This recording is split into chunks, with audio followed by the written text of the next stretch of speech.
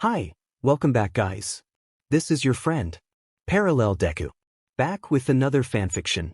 This is the series of What If Classmates Reacted to Deku's Dark Beginnings. Now before starting, please give this video a like. And subscribe to the channel if you want more videos like this. Now let's get into the fanfic. Shoyuta could feel it. It was a seemingly normal day.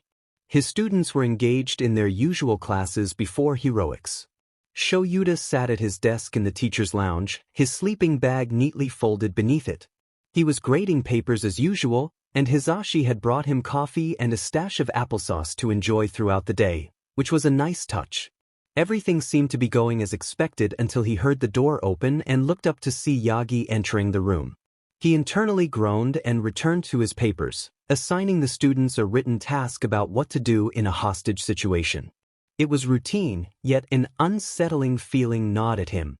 He couldn't pinpoint the source of his anxiety. The sensation burrowed into his skin and twisted in his stomach, reminiscent of the dread he felt before the USJ incident. That thought did little to ease his worries. Setting his pen down, he rested his face in his hands, rubbing his eyes in an attempt to soothe the tension building within him. He heard a chair slide closer, and soon a hand rested gently on his shoulder, providing a comforting presence.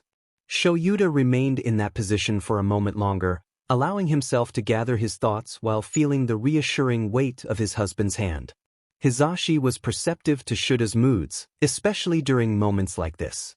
It hadn't been long since he had offered comfort when Shoyuta was anxious about a field trip. "Everything will be fine, Sho. It's just a field trip for rescue training," Hizashi had reassured him. A few hours later, as Shoyuta lay in a hospital bed, he shot his husband a knowing glare. Hizashi, determined to avoid that look, had the audacity to get food from the hospital cafeteria. Taking a deep breath, Shoyuta covered his eyes for a moment before sighing. He looked up to meet Hizashi's concerned gaze and ran a hand through his hair, letting it fall to his side. Hizashi's voice was laced with worry as he asked what was wrong. Shoyuta noted how his husband lowered his voice, ensuring their conversation remained private. It was a rare occurrence, but Hizashi understood when it was necessary. "Something's wrong," Shoyuta stated bluntly. There was no use in softening the blow. Hizashi was accustomed to his straightforwardness, and he appreciated it. Shoyuta continued, expressing that he didn't know what was troubling him, only that it felt too familiar. Hizashi listened intently, following Shuta's gaze and frowning. He bit his cheek, a habit he had when deep in thought. He suggested that Shoyuta speak with Nedu, who would take him seriously given his instincts, especially after past experiences. That could work, Shoyuta acknowledged. Despite his quirks, Nedu was fiercely protective of the students. Plus, he had likely learned his lesson from previous incidents. Hizashi snorted, releasing Shuta's shoulder as he stood up, stretching and yawning dramatically. After his display, he rolled his chair back to his desk. Shoyuta allowed himself a small smile as he stood, rearranging the papers on his desk and placing his utensils in a cat mug that Numeri had gifted him for Christmas. Over the years, he had accumulated many cat mugs from friends, and one had become a pencil holder. Tensei seemed determined to bring him more every time they met for drinks. He glanced around the lounge while waiting for Hizashi to tidy up. Only a few staff members remained. 13 was typing away on their computer in the corner, recently approved to teach non-heroic subjects again. Vlad was also at his computer, but Shoyuta was fairly certain he was playing Sudoku instead of grading papers. He had caught Vlad indulging in games like that several times throughout the day. Numeri was by the kitchen area, preparing a cup of tea. Shoyuta followed Hizashi out of the room and down the mostly empty hallway toward Nezu's office. The walk to the principal's office was mostly silent, with Hizashi cheerfully greeting a few students along the way. Upon their arrival, the doors opened as they always did, prompting Shoyuta to roll his eyes at the theatrics Nedu insisted upon. Normal people simply knocked. They walked in sync to the principal's desk and took their seats in the cold leather chairs. Nedu turned to them, his usual smile brightening his face. "Hello, Aizawa and Yamada. It is nice to see you this lovely afternoon. May I ask why you are here, and would you like some tea?" the principal said, pouring himself a cup from the teapot at the corner of his desk. Hisashi eagerly accepted, expressing his gratitude to Nedu. He added that Shoyuta was the one who needed to speak, while he was there for support. After taking a sip from his cup, he smiled at Nedu. Nezu's smile remained, but Shoyuta could sense a hint of concern and curiosity beneath the fur. I see. What would you like to discuss, Eraser? Is there another issue with the students? Did Bakugo cause yet another fight? Shoyuta shook his head. No, that's not it, Principal Nedu. I wanted to speak to you for a different reason. He paused, glancing at Hisashi, who nodded encouragingly. Shoyuta continued, I have a bad feeling. The last time I felt this way, it was during training camp, and before that, it was the USJ incident. Normally, I don't believe in coincidences, but it would be irrational to ignore a pattern when it concerns my students' safety. Nedu nodded, taking a sip of tea before gesturing for Shoyuta to continue. I'm not sure if it's good or bad, but it's significant. I just don't know what it is. If the students, suddenly, he was overcome by a wave of nausea and dizziness. He squeezed his eyes shut, trying to fight off the unsettling sensation, wrapping a hand around his middle to steady himself. When he forced his eyes open, he noticed that both Nedu and Hisashi were in similar states. Dread filled him, intensifying his discomfort. He closed his eyes again, feeling as if he might black out for a moment. Determined to stay awake, he attempted to rise from his chair but found himself falling to the floor. His efforts were futile as another wave of nausea hit him, making it difficult to keep his eyes open. When he managed to open them again, he saw Hisashi's concerned gaze. The three faculty members slipped into darkness. He needed to trust his instincts more often. Izuku awoke slowly, his eyes fluttering open to reveal a theater setting. Rows of seats surrounded him, and a large screen loomed ahead. He realized he was seated in the first row, next to Todoroki, with his classmates filling the rest of the row. Ida, Tsu, and Urark were beside him, followed by Shiro, Mina, Kirishima, Bakugo, and Kaminari. The next row held Ajuru, Satu, Kuda, Aoyama, Yaoyorozu, Jair, Tokoyami, Hagakure, Shuji, and Mineta. In the second row sat some of their teachers, other pro-heroes, Shinso, who he recognized from the sports festival, the Big Three, his mom, Aunt Mitsuki, the Todoroki family, and Eri. The row included Nedu, All Might, Aizawa-sensei, Mike-sensei, Shinso, Eri, Midnight, Tagata, Amajiki, Hadu, his mom, Aunt Mitsuki, Hawks, Endeavor, Todoroki's sister, Todoroki's brother, and Mrs. Todoroki. The third row, however, sent a chill down his spine. It was occupied by the League of Villains Toga, Twice, Dabi, Shigaraki, and Kurojuri. Izuku shifted uncomfortably in his seat, feeling unprepared for a confrontation, especially with the villains seated so close behind him. The third thing he noticed was that everyone else was asleep, resting peacefully in their theater chairs. It would have been comical if the situation weren't so serious. Aizawa-sensei was the first to stir, groaning as he blinked awake, taking in the unfamiliar surroundings. Izuku called out to him, alerting him to the fact that everyone was asleep, including the League of Villains. Aizawa-sensei's expression changed as he processed this information, his eyes widening in realization. He scanned the room, confirming the presence of the villains and the fact that everyone else was indeed asleep, their chests rising and falling in a steady rhythm. Suddenly, people began waking up, one by one, realizing they were not where they had been before and were surrounded by others. Panic set in as they took in their surroundings, though no one spoke, too unsettled to voice their thoughts. They exchanged anxious glances, waiting for something to happen. Kaminari broke the silence, asking where they were. It was as if there was a silent agreement among everyone to hold off any confrontation just to see what would happen next. The screen switched, and suddenly words appeared. They read that everyone was likely confused about why they were there, but that would be explained shortly, along with a few important details about their stay. At this point, everyone in the theater was paying very close attention. Despite the mix of people in the room, the common enemy was the screen in front of them. It seemed most pertinent to find out what was happening before starting anything confrontational with those around them. Caution was evident on both sides, as multiple individuals were acutely aware of each other, silently giving those individuals more attention than the screen while still focusing on the message. This awareness was a learned behavior, as being mindful of one's surroundings was a critical skill that was proving quite applicable to their current situation.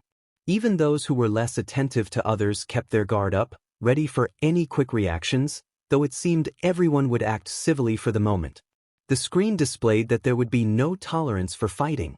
While it was understandable that they might be tempted, fighting was prohibited. Additionally, any quirk use was currently deactivated while they were there. As these words were read, everyone's eyes widened. Many attempted to use their quirks, only to find they couldn't. It felt as if Aizawa had stared at them with his eyes glowing red, leaving them with a sense of emptiness, as if something within them lay dormant, still present but unresponsive. Shigaraki's eyes widened as he read and immediately gripped the arm of his chair, testing the limits of his abilities. As stated, the chair remained intact and did not decay as it normally would have. He pulled his hand back, studying it. It felt alien to be able to touch something with his full hand without it disappearing moments later. He vaguely recalled a time before his quirk manifested, though the memory felt distant. The reason they could not use their quirks was that they were not in their world. They were currently in a place called the multiverse, where time did not exist. Nedu smiled at the screen from his seat, finding the concept of the multiverse fascinating. It was a largely unexplored topic due to the lack of evidence, but being here confirmed his long-held theory that it was indeed true. The prospect of learning so much in this new place filled him with excitement, as he could uncover truths that had yet to be proven on his own planet. He could potentially be the first to reveal its true existence if he found a way. He ignored the slight glare from Aizawa, who was always suspicious of what made him happy. Nedu had learned long ago that Aizawa rarely intervened in his interests, a realization that extended to all his staff. Their continued employment depended on how they behaved after learning that fact, which he found to be another enjoyable game. The audience shivered at the words on the screen. Reaction number 1, Quirk malfunctions. A few who had experienced a quirk malfunction before Kaminari, Dabi, and Tokoyami cringed at the thought. The Todoroki siblings also reacted, having witnessed the potential consequences. Kaminari expressed his discomfort, not fully realizing he had spoken aloud, prompting concerned looks from his friends. Dabi, acknowledging the severity of the situation, noted that his scars were a testament to the dangers involved. This garnered more concerned looks, but everyone turned their attention back to Kaminari, seeking further explanation. Jairu pointed out that going dumb did not count as a quirk malfunction, which offended Kaminari. He shrugged it off, but Jairu and some classmates exchanged looks of concern. Aizawa observed him closely, sensing he was withholding something but chose not to press for information just yet. Aizawa grumbled, expressing his disdain for the situation as he rested his face against his capture weapon, waiting for the next development. The screen indicated that there were only a few individuals from Class 1A, along with Toga, Dabi, and Shinso, who would be featured. The others seemed to relax, while those mentioned appeared a bit nervous, except for Dabi, who was prepared for what was to come. Toga, on the other hand, was excited, practically vibrating in her seat in anticipation of what would be revealed. The outcome of a quirk malfunction was low but not impossible, which caused tension to rise again in the room. The realization that they could experience a quirk malfunction was unsettling, as it was not something they had considered likely to happen to. As the moment approached, the audience stared at the screen, filled with a mix of anticipation and dread. Midoriya himself looked horrified at what was unfolding before them. His face was pale, and he felt paralyzed by fear, unable to move. Inko's worried expression was marked by tears, and she appeared on the verge of fainting when the screen turned off again. A sense of calm washed over the room. Midoriya slowly returned to reality, the color returning to his face. His hands remained tightly gripped to his seat, a clear sign of his effort to steady them, though they still trembled slightly. As unsettling as the previous scene had been, Tokoyami expressed confusion about how it could be classified as a quirk malfunction. He noted that the individual seemed to be possessed, which seemed unrelated to their quirk. A realization struck those familiar with One for All. All Might stared at Midoriya in horror, and Midoriya understood as well, stating that it had everything to do with his quirk. Bakugo let out a dismissive sound but remained silent otherwise. The rest of the audience looked at Midoriya in confusion, deciding not to press him for answers. The screen flashed again, revealing another image. Midoriya called out to Bakugo, worried for his childhood friend. The audience cringed at the sight. Bakugo stared at the screen in disbelief, never imagining his own quirk could inflict such damage. Mitsuki gasped at the image, while Toga seemed intrigued, noting the increased intensity compared to the previous scene. "That's really disturbing," Sata remarked, covering his mouth and turning away from the screen. Many nodded in agreement. "His whole arm," Bnha trailed off, unable to finish her thought. Kirishima realized the implications of what they were witnessing, and fear settled over the group as they understood the gravity of the situation. This could happen to any one of them at any time, and they felt powerless to prevent it. Despite their fear, they forced themselves to look back at the screen. Another image appeared, prompting Fuyumi to cry out Shudo's name. Natsuo, understanding his sister's distress, quietly comforted her. Endeavor looked down in shame, while Rei shed tears alongside Fuyumi. Todoroki maintained a neutral demeanor, though he appeared troubled, not by the image itself but by the memories it evoked. Dabi worked to keep a straight face, suppressing any signs of unease as he focused on the screen. Todoroki commented that he had expected something like this, acknowledging that burns and frostbite were plausible outcomes for him. His attempt to lighten the mood helped somewhat, but many remained shaken. A few smiled at him before returning their attention to the screen. The next image caused Uraraka to gasp, covering her face with her hands, visibly shaken. Some in the audience looked at her with sympathy. She had never considered the possibility of being unable to release her hold on gravity, and the thought filled her with anxiety. Feeling a reassuring hand on her shoulder, she turned to see Ida offering a kind smile. Though he appeared a bit shaken himself, he tried to be strong for her. He reassured her that if things got out of hand, they had capable friends and teachers who could help. She smiled back at him, feeling comforted, and turned her gaze back to the screen. As the images continued to flash, Azui expressed her fear about the potential for one's own quirk to turn against them. The thought of betrayal from something they had known their entire lives was unsettling. Many began to contemplate the implications for themselves, realizing that some quirks could be dangerous if they malfunctioned. They had all learned to control their quirks to some extent, knowing how crucial it was to turn them on and off. This was especially vital for those with emitter and mental quirks. Most mutation quirks could not be turned off, requiring careful control in their use. The idea of losing that control, of losing the abilities they had practiced their whole lives, was daunting. The screen switched again, and Kirishima expressed his sadness, struggling to finish his thought. Bnha placed a comforting hand on his thigh, and he smiled at her gratefully. The next image prompted Momo to comment on the fear she saw in her friends. Jairu shifted uncomfortably in her seat, realizing the possibility of her quirk malfunctioning. As the images continued, Shoji noted how painful the scenes looked, prompting Bakugo to shout in frustration about the obviousness of the situation. His mother scolded him for his language, leading to a brief argument between them until Inko placed a calming hand on Mitsuki's shoulder. Bakugo turned back to the screen, simmering with anger but remaining silent. The screen changed once more, and Kaminari stared at it with an unreadable expression. Jo, Shinso, Aizawa, Mike, and a few others observed Kaminari for any signs of distress, confused by his seemingly calm demeanor. Jairu cautiously asked if Kaminari was all right, noting that he didn't seem fazed at all. Kaminari looked at her for a moment, realizing how odd he must appear, and chuckled nervously, assuring her that he was fine and not to worry. Aizawa, however, could see through his facade. Aizawa then pressed Kaminari for the truth, stating that it was unusual for anyone to remain so unaffected by something so drastic. His glare was intense, and even without using his quirk, he radiated a commanding presence.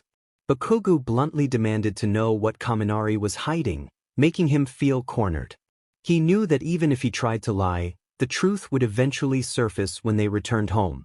Kaminari insisted it was nothing serious, explaining that he was somewhat accustomed to such situations and struggled to express himself without sounding bad. Aizawa questioned what Kaminari meant by being used to it, expressing concern for his student. Kaminari, who usually appeared cheerful, seemed to be hiding a deeper issue. He tried to deflect the conversation, stating he didn't want to discuss it, as it wasn't a pleasant topic. Aizawa informed him that if he didn't want to share now, he would have to later, wanting to move past the discomfort of the moment. Kaminari looked down, feeling a mix of relief and worry, and acknowledged Aizawa's words. The screen changed, revealing Kuda, who whimpered and covered his face, not wanting to see himself in such a state. Present Mike, ever supportive, retrieved an applesauce packet from his bag and handed it to Kuda, who peeked through his fingers and smiled in gratitude. Mike returned to his seat with a thumbs up. Momo noted that there was only one more reaction left for their class. The screen switched again, and Aoyama dramatically exclaimed his distress over the harsh side effects he was experiencing, feeling that things couldn't possibly get worse. He slumped in his seat, overwhelmed. Midoriya attempted to cheer him up, pointing out that at least he was still sparkling, which made Aoyama realize the truth in his words and sit up again. The screen changed once more, and Shinso pondered whether he was being controlled by himself, finding the thought frightening yet perplexing. Mike and Aizawa watched the screen in horror, glancing at their son, who was trying to avoid looking at it while absent-mindedly combing through his sister's hair. Eri was occupied with a show on Mirio's phone to shield her from the reactions. Midoriya suggested that it could be possible if Shinso had been talking or thinking to himself, speculating on the nature of quirks and their malfunctions, muttering to himself until Azui brought him back to focus. The screen changed again, and Mike stared in fear at the image of his husband. Aizawa comforted him, reminding him that it was just a picture and not reality. Mike apologized for his reaction, and Aizawa reassured him that it was okay. He noticed their son appeared a bit distressed as well, while the other students looked at the image with concern, except for one.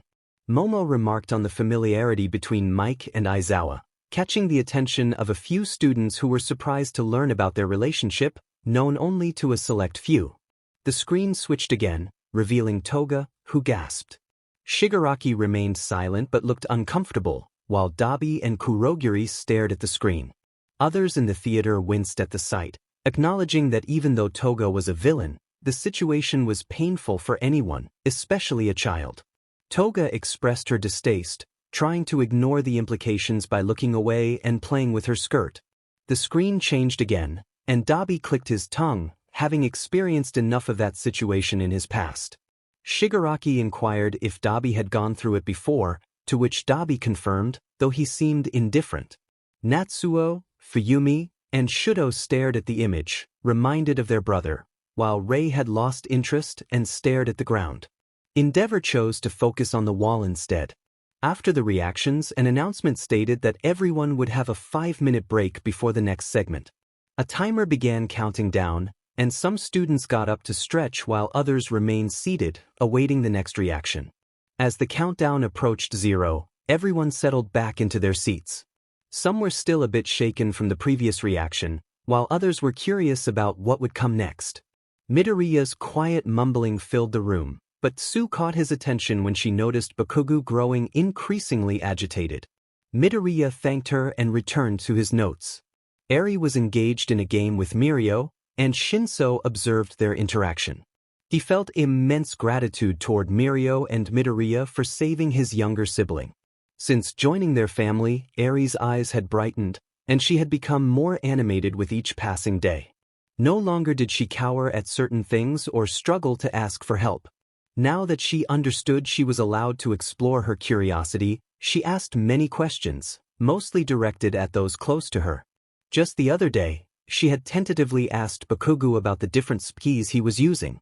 Though he grumbled, he answered her nonetheless. Shinso watched as Eri once again triumphed over Mirio in a spirited game of rock-paper-scissors. Her smile radiated joy, and Mirio dramatically feigned heartbreak, placing a hand to his head and collapsing, which made Eri giggle. Shinso glanced over his shoulder to see his dad peeking at the two from behind his scarf. Though he would deny it, Shinso was certain the grumpy man wore a slight smile. A small smirk crept onto Shinso's face as their eyes met, but they quickly looked away. Yamada, who had witnessed their exchange, chuckled and turned his attention back to the screen. By now, everyone was back in their seats, and the timer on the screen ticked closer to 0. He felt a twinge of nervousness, and he suspected others did too, given the new environment that promised to reveal everyone's secrets. It was not his favorite kind of day, and a bad feeling settled in his gut. He could tell Aizawa shared his unease, as the teacher kept glancing around the room, especially toward the villains. Shinso couldn't blame him. This was bound to be a revealing experience. He wasn't exactly excited, more like curious about what the screen would display. Based on the last reaction, there would be no sugarcoating. As the timer reached 0, everyone stared at the screen in anticipation. The display switched to an explanation of what they would be reacting to: family. Shinso noted how vague that explanation was. It could refer to anyone's family, and he had a feeling there was a reason for that ambiguity. A few others in the theater appeared confused, while some looked terrified. That was understandable. Not everyone had the best family situation. He couldn't judge, of course. Everything was fine now, but he wouldn't be pleased if they showcased his past. A grimace crossed his face. Some expected the content to focus on Class 1A, as they had become like a family. However, the vagueness left everyone in suspense, and they watched the screen load with a mix of anticipation and skepticism. It was only natural, given what they had just witnessed. The first picture appeared, and Hagakure exclaimed how adorable Aizawa and Yamada looked. Shinso glanced at his dad with a smirk, who hid his face in his scarf, but Shinso was certain he was blushing. Mike and Midnight, whom he had started to call Papa and Auntie, chuckled at Aizawa's flustered demeanor. Aizawa seemed to have an inkling of what this reaction would entail, and he did not like it one bit. Eri chimed in, recalling how much fun the moment had been, her eyes sparkling with excitement. Shinso could see the happy expressions on Mirio and Midoriya's faces. Uraraka gushed about how adorable Eri looked in the picture, comparing her to a mini Aizawa, which made Eri smile. Kaminari teased Shinso, claiming that title belonged to him, prompting Shinso to glare and rest his face on his fist, feeling heat rise to his cheeks. Noted that this reaction seemed to be happier than the last, but Nezu cautioned everyone to remain vigilant. Midnight exclaimed how well the pictures suited Aizawa and Yamada, and Uraraka added that it was fitting considering Mixed Quirk involved enthusiastic shouting while Aizawa often maintained a serious demeanor. The audience seemed to agree, except for the League, who appeared bored, though Toga seemed to enjoy herself. Aoyama dramatically gasped at the sight of nail polish, exclaiming it was magnificent. Jaira began to respond but was cut off. Yamada confirmed that Midnight had gifted him the polish for his birthday, and the other girls agreed it suited him well. Toga, sitting behind them, expressed her preference for red but accepted pink. Mina squealed that their friendship was goals, causing Kaminari to choke slightly, as did Shinso and Midnight, though they managed to hide their reactions. Kirishima rushed to check on Kaminari, ensuring he was all right. He had just mentioned that he randomly choked on air, prompting Shinso to think to himself how smooth Danks was. His father wore a smirk as he leaned over to his husband, playfully pinching his cheek and asking if he loved their friendship. The only response he received was a curt dismissal from the other man, causing Yamada to frown but ultimately back off. Shinso sank into his chair, feeling embarrassed, while a faint chuckle from his dad echoed in his mind as he recalled the memory. Midoriya, looking puzzled, asked if Shinso was present in the picture. He expressed confusion about why the event was labeled family. Shinso didn't need to respond, as the next image appeared on the screen. The theater fell silent for a moment before chaos erupted. A mix of exclamations filled the room, with people reacting in disbelief to the news of their marriage and the revelation of Aizawa and present Mike as Shinsu's fathers. Even the villains appeared surprised by this new information. Feeling overwhelmed by the attention, Shinso sank lower in his chair, accidentally hitting the cold floor. Slowly, he pulled himself back up, noticing that everyone was staring at his family. His dad sighed before standing up to address the crowd. He confirmed that he and Hisashi had been married for some time and that they adopted Shinso shortly after the sports festival, followed by Eri a few weeks after her release from the hospital. He explained that they hadn't shared this information with most of their friends due to Shinso's role as an underground hero. If the media discovered their relationship, it would jeopardize Shinso's ability to do his job effectively. The audience seemed to grasp the situation better now. Todoroki turned to Midoriya, declaring that his theory had been correct. Midoriya, feeling a bit anxious, asked Aizawa if some of them had known about this. Aizawa sighed, clearly uncomfortable discussing this outside of his close circle. Just as he was about to respond, Kaminari chimed in, admitting that he had known because he hung out with Shinso occasionally. He sheepishly mentioned that he couldn't tell anyone, as Aizawa had warned him against it. The rest of the class shared a knowing look, recognizing Aizawa's strict nature. Much then suggested they return to reacting to the video, settling back into his chair. Everyone turned their attention back to the screen. Mike leaned against his husband, who reciprocated the gesture. Shinso smiled at the moment, glancing over at Eri, who giggled in delight. They both focused back on the screen. Mike smiled at a picture that brought back memories, eliciting squeals from some of the girls. Shinso recognized it as one he had seen framed around the house. Eri giggled and looked at her brother, who smiled back, trying to mask his embarrassment. His father's voice broke through, reminding Hisashi that he had instructed him to delete that picture. Mike responded sheepishly, claiming that the multiverse must have found it. Aizawa skeptically questioned his honesty.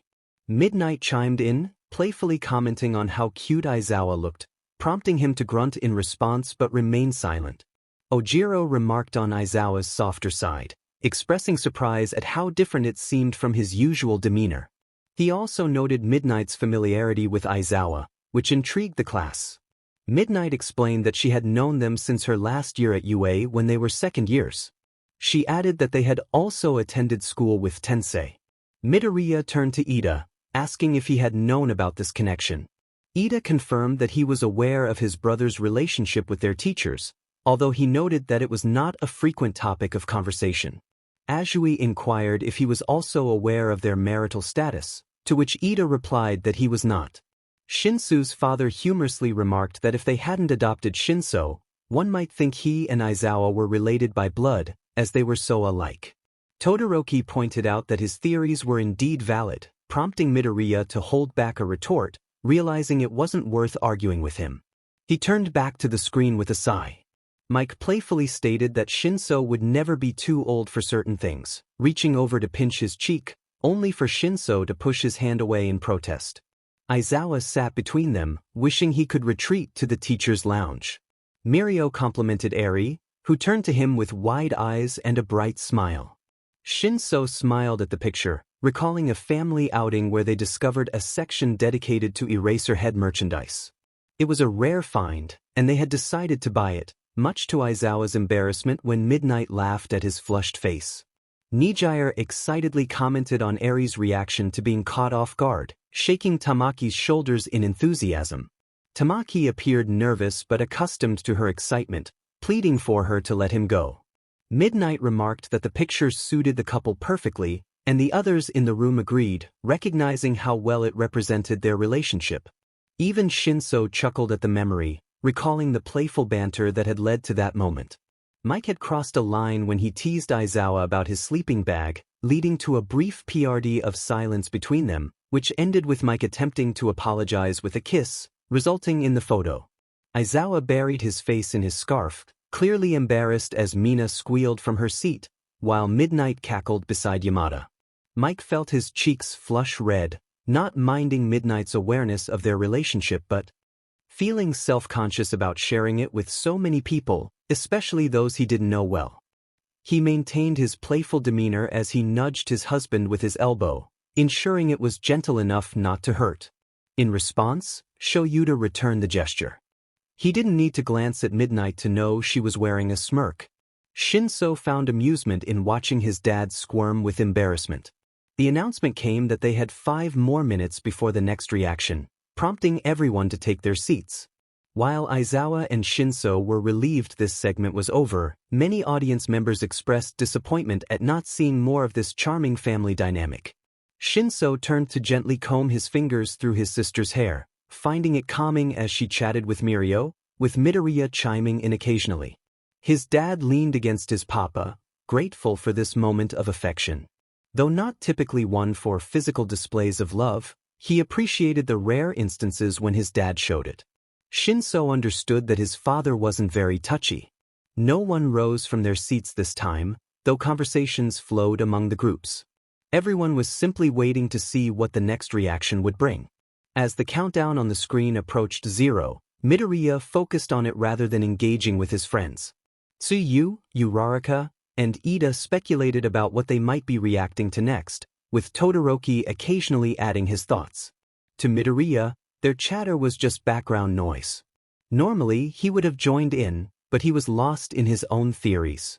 He made sure to keep his thoughts to himself to avoid irritating Kaken again. His thumb absently tapped his chin as he pondered the randomness of the previous clips. One had been quite unsettling, while another was more lighthearted. He suspected the lighter one was meant to ease the tension after seeing themselves in such a vulnerable light. The thought of it made him uneasy, especially regarding their quirks. He had seen the previous users before, but the idea that they could somehow influence him was terrifying. Yet it made sense. He had been granted a power connected to the soul, suggesting it had some form of memory.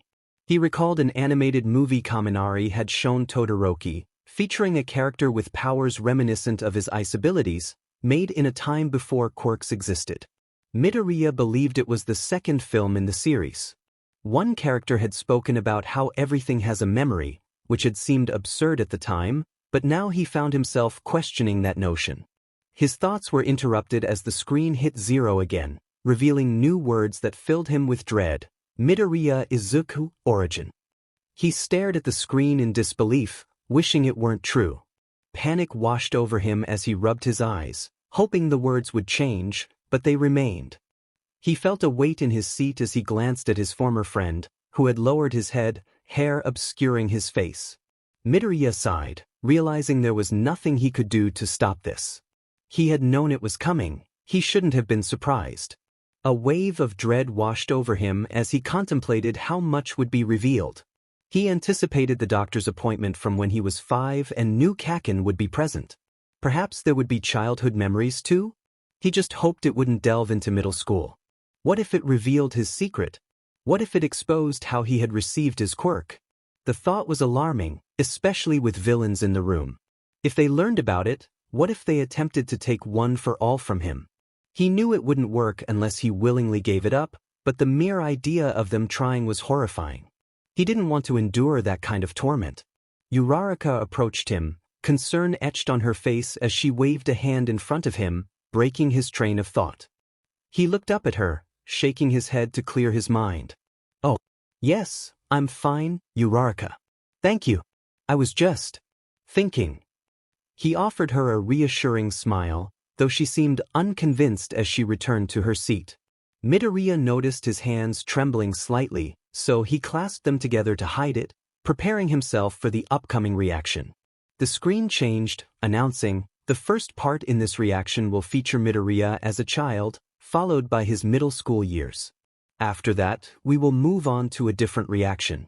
The rest of his origin will be shown later." So, he had been right. They were indeed reacting to his middle school experiences. Midoriya sighed and sank deeper into his seat, gripping his hands more tightly. He didn't want to worry his friends, unaware that Ida and Aizawa were observing him closely.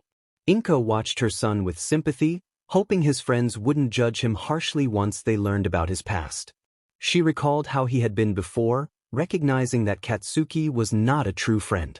She had seen the way her son was treated poorly, and though he always smiled and claimed everything was fine, his eyes told a different story. They were so dull. She had noticed it first, not at the doctor's appointment when he was young, but that night when he realized she had given up on him too. They remained in that state until one day during his 3rd year of middle school when his light returned. She didn't know what had happened that fateful day, but she felt a surge of happiness. However, she couldn't help but notice that even behind that light, His eyes seemed darker, as if something deep inside him had shattered. That was why she was trying so hard now. She couldn't fail him. She had once, but she wouldn't again. She would support her son through everything, even if it meant worrying herself sick every day. It was all worth it to see the light in his eyes return, to witness the same glint she hadn't seen since he was just a young boy, long before that dreadful doctor's appointment. Inko's gaze shifted from her son to the screen again. It flashed, and this time, instead of a still image, a video began to load. Everyone in the theater watched as the video appeared on the large screen in front of them. The screen displayed a youthful Midoriya Inko standing at a counter near the sink, seemingly doing dishes. A very young Midoriya rushed over to her, excitement radiating from him. The audience reacted with delight, with Bnha exclaiming how adorable he was. Midoriya felt his face heat up in embarrassment as others joined in, expressing their admiration for the small child on the screen. Bakugo, however, found it annoying and voiced his irritation, suggesting they stop before Midoriya became overwhelmed. The boy in question was a sight to behold, his hands covering his face in a feeble attempt to hide his embarrassment. Even with that, it was clear his face was bright red, and his ears betrayed him as well. He had sunk down in his chair, nearly on the floor, when Todoroki and Ida helped him back into his seat, with Ida giving him a brief lecture on proper posture. Eventually, the audience settled down as the video resumed. The small Midoriya began jumping up and down excitedly next to his mother, holding an All Might figure in his hand. He announced that it was computer time, and All Might smiled, a hint of embarrassment crossing his face as he remembered how much of a fanboy his successor had been. Inko turned to her son, surprised by the sudden announcement. She turned off the sink, and the view switched to what appeared to be Midoriya's room. 2 All Might posters adorned the walls, and the camera shifted down to reveal young Izuku rocking back and forth in his chair while Inko worked on the computer in front of them. Midoriya buried his head in his hands, recalling the memory. Inko chuckled from the row behind him, remembering how obsessed he had been with that little video. She was certain that was when his fascination began. She remarked that he had likely added thousands of views to that video himself, pausing when a beep echoed through the theater. She expressed her confusion about why he liked it, admitting she found it scary. The view shifted again to a close-up of young Midoriya's smiling face. Kirishima, curious, asked Inko about the video Midoriya had watched so much. Inko smiled and assured him he would see shortly. The video was an old one, and Kaminari expressed surprise at hearing Midoriya's voice from the past, questioning if it was really him. Midoriya confirmed it seemed like he was narrating. The footage transitioned to show disaster scenes from long ago, highlighting the debut of the greatest hero the world had ever known. All Might, now accustomed to attention, commented that he didn't think people still watched that video, as it had been a long time ago, even when young Midoriya had been watching it. The video continued, showing a news reporter and All Might rescuing people, with young Midoriya watching intently. After the video ended, the screen displayed the starstruck child again, who exclaimed that All Might was the coolest in the universe and declared his ambition to become a hero just like him, imitating All Might's signature laugh. Despite Midoriya's flushed face from embarrassment, a wave of sadness washed over him. This was only a few weeks before he discovered he was quirkless. His mother glanced at him with concern, as did All Might, but they both understood he wouldn't open up about it, especially not in front of others. Bakugo, feeling frustrated, refused to look at Midoriya. He didn't want to be there, reacting to this. He knew Midoriya was uncomfortable too, though perhaps for different reasons. Katsuki understood that anyone would feel uneasy in this situation. His hands gripped his knees as he focused on the screen. Midoriya shared that he and Bakugo had grown up in the same neighborhood, knowing each other since childhood. Uraraka expressed surprise, having assumed they had only met in middle school. Midoriya clarified that they had indeed attended the same middle school, but he had known Bakugo his whole life. Ida noted that Bakugo would likely play a significant role in Midoriya's past, given their long history. Bakugo, irritated, snapped at Ida to be quiet, admitting that it was true he and Midoriya had grown up together. Bakugo stood on the arms of his chair, his frustration evident. Ida scolded him for his improper seating, while Kirishima attempted to persuade him to sit back down. Just as the commotion threatened to escalate, the video resumed. The two quickly settled back into their seats, one appearing more composed than the other. The screen displayed a young Izuku, clearly frightened.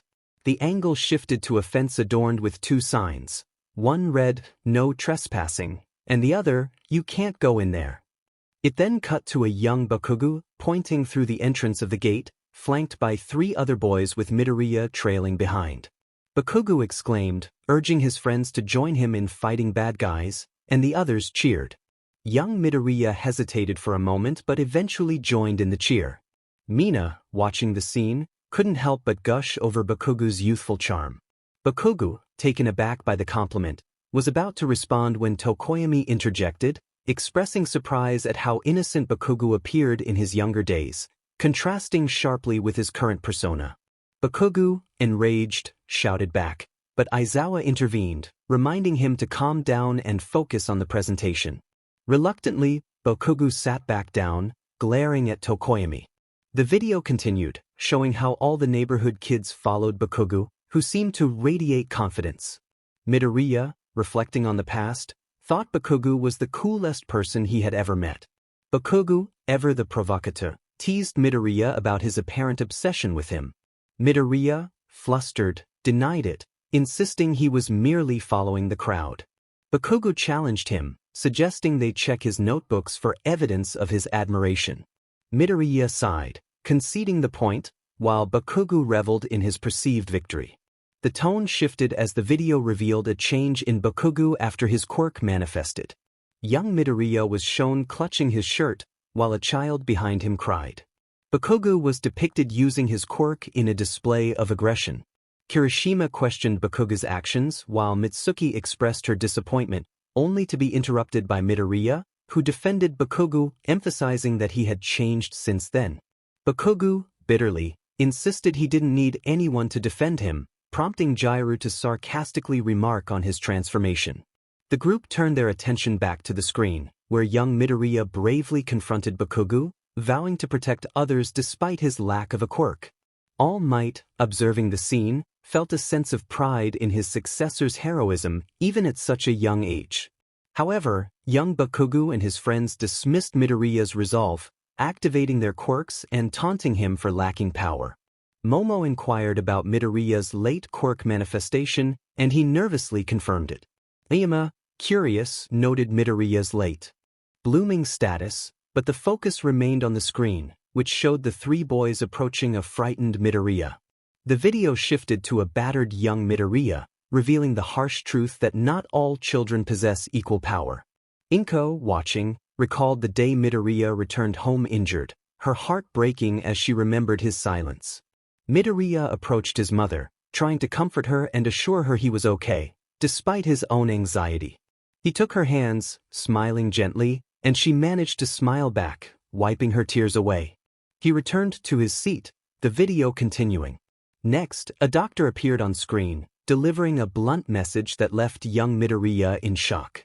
Sue, puzzled, asked what the doctor meant, but Midoriya, looking down, urged everyone to keep watching, fearing their reactions to the truth he was reluctant to reveal. He felt his mother's gaze on him but couldn't muster the courage to meet her eyes. The all-might figure he had been holding fell to the floor as he sat there, overwhelmed, while his mother offered him comfort, expressing her concern for his well-being. Most of the kindergartners in his class had begun to show signs already. The doctor inquired about Midoriya's lineage, noting that he was a fourth-generation quirk user and asking what powers he and the boy's father possessed.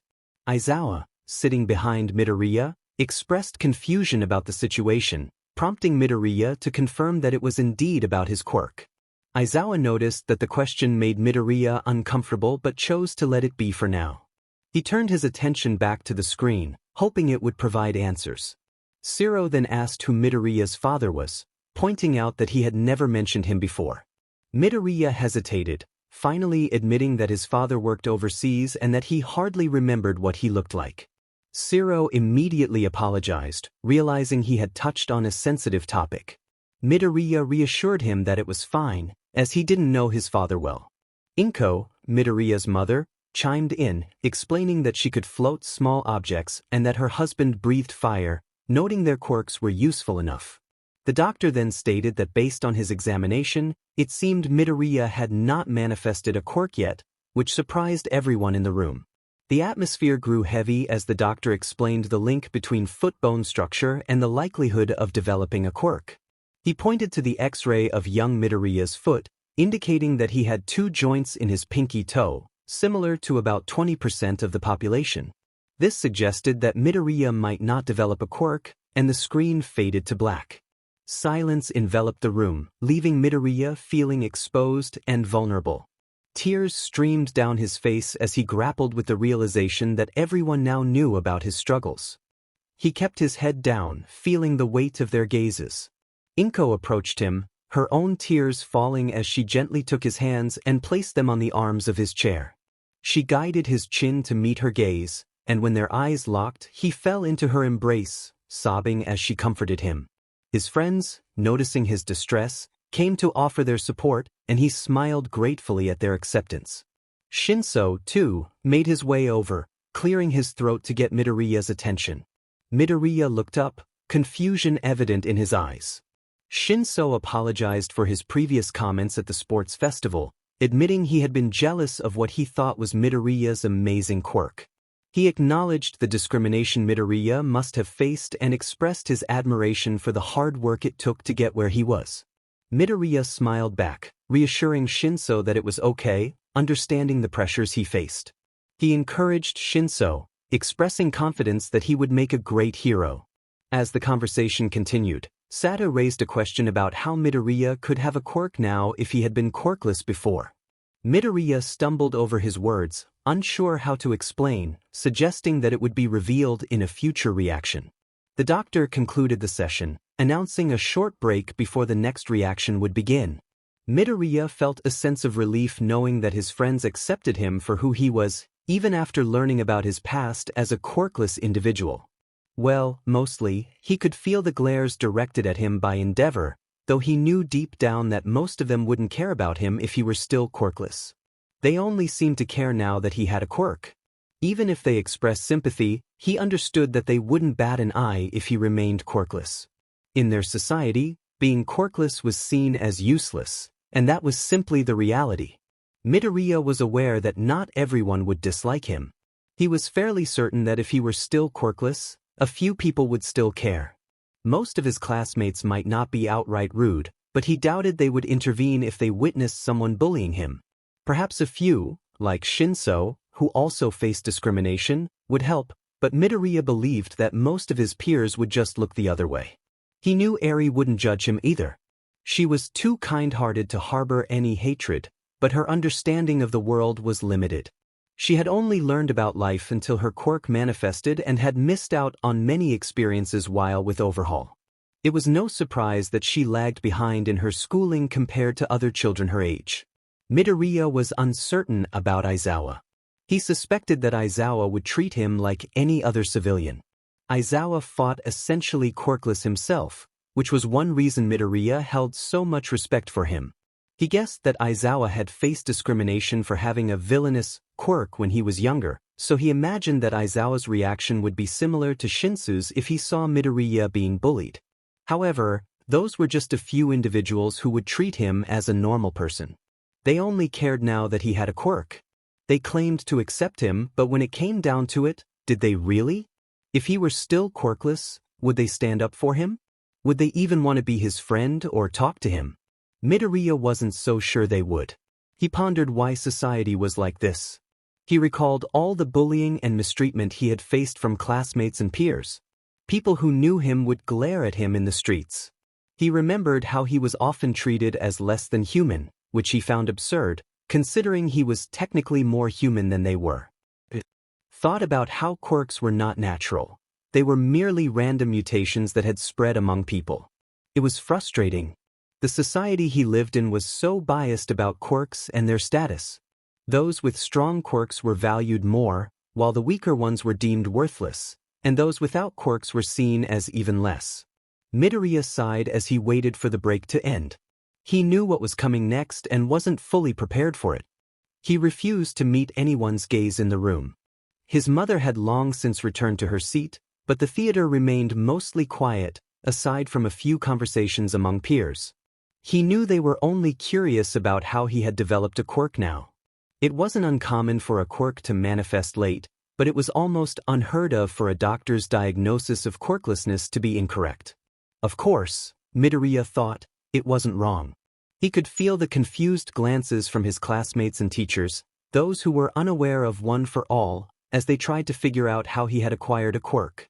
Midoriya sighed and continued to ignore the stares from his peers.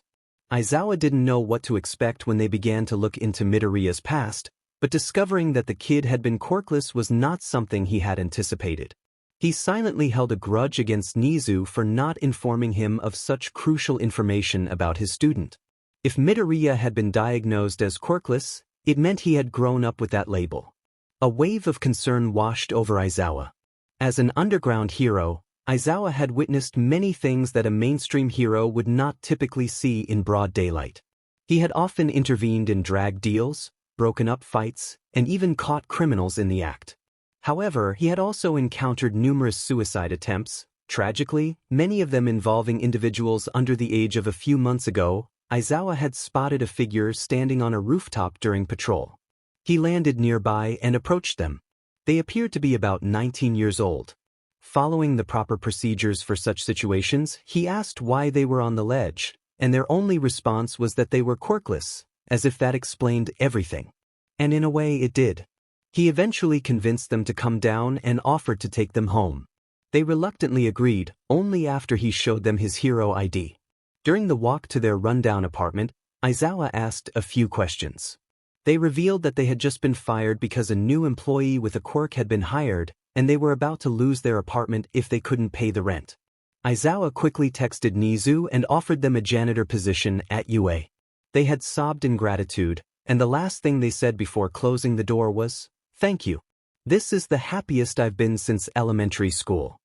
That night, Aizawa stayed up late researching statistics about quirkless individuals.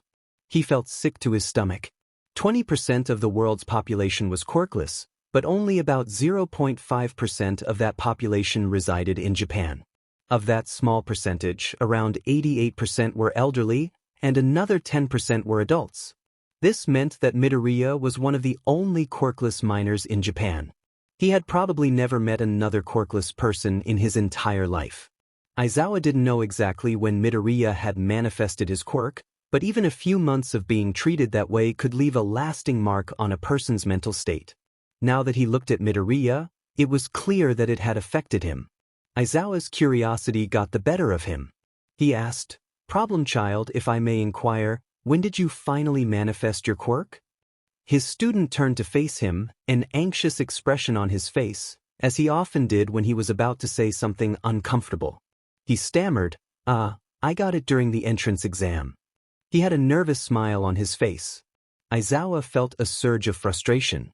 He began to address his student, expressing disbelief that the first time the boy had used his quirk was during the entrance exam. Aizawa glared at him, causing the student to gulp nervously. With a sigh, Aizawa rubbed his temples, revealing his disappointment. He was not angry but upset that he had been unaware of this crucial detail. He had assumed the boy possessed around 10 years of experience with his quirk, only to discover he had no control over it.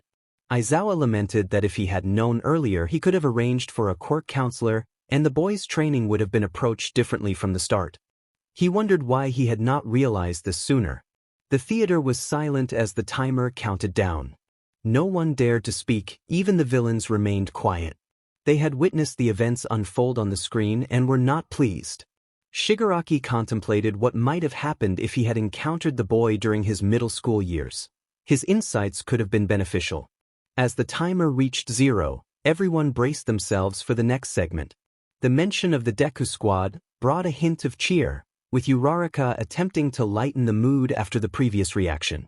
She managed to elicit a small smile from Midoriya and Bnha, surprising herself that Midoriya could smile at all after such a tense moment. It was one of the reasons she admired him. He was strong both physically and emotionally. The Deku Squad consisted of Midoriya Izuku, Uraraka Ochako, Ida Tenya, Azui Tsuyu, and Todoroki Shudo. Toga expressed her excitement at the prospect of seeing Izuku, Ochako, and Tsuyu all together. Yagi, startled as if he had forgotten the villains were present, turned abruptly, causing a slight discomfort. Toga's enthusiasm shone through as she requested to have Yagi's handkerchief, claiming it would be an honor to possess something from someone deemed worthy by Stain. Shigaraki's frustration was palpable as he glared at Toga, feeling the unfairness of his target being so close yet out of reach. Toga, undeterred, took his silence as consent and snatched the handkerchief from Yagi's hand. Unsure of how to respond, Yagi chose to turn back around and ignore the incident. The next segment involved a picture or a short video known as a TikTok. Midoriya recalled the moment fondly, smiling at the memory. Azui reminded everyone of the effort it took to perfect their routine, shivering at the thought of the numerous falls she had endured, certain she still bore some bruises. Uraraka recalled how she had realized she could make Todoroki and Tsuyu weightless, which had made things easier. Shiro expressed surprise that Ida had agreed to participate, given his usual concern for safety. Ida adjusted his glasses, explaining that while it was risky, he felt it was safer to ensure everyone was okay. Uraraka playfully insisted that Ida had enjoyed himself too, while Mina scolded Midoriya for his awkward posing in pictures. Midoriya rubbed his neck sheepishly, feeling a mix of embarrassment and camaraderie. Kiyama couldn't help but comment on how adorable the students looked, prompting Aizawa to express his desire for some peace. Kiyama took the hint and settled back into her seat, sulking slightly.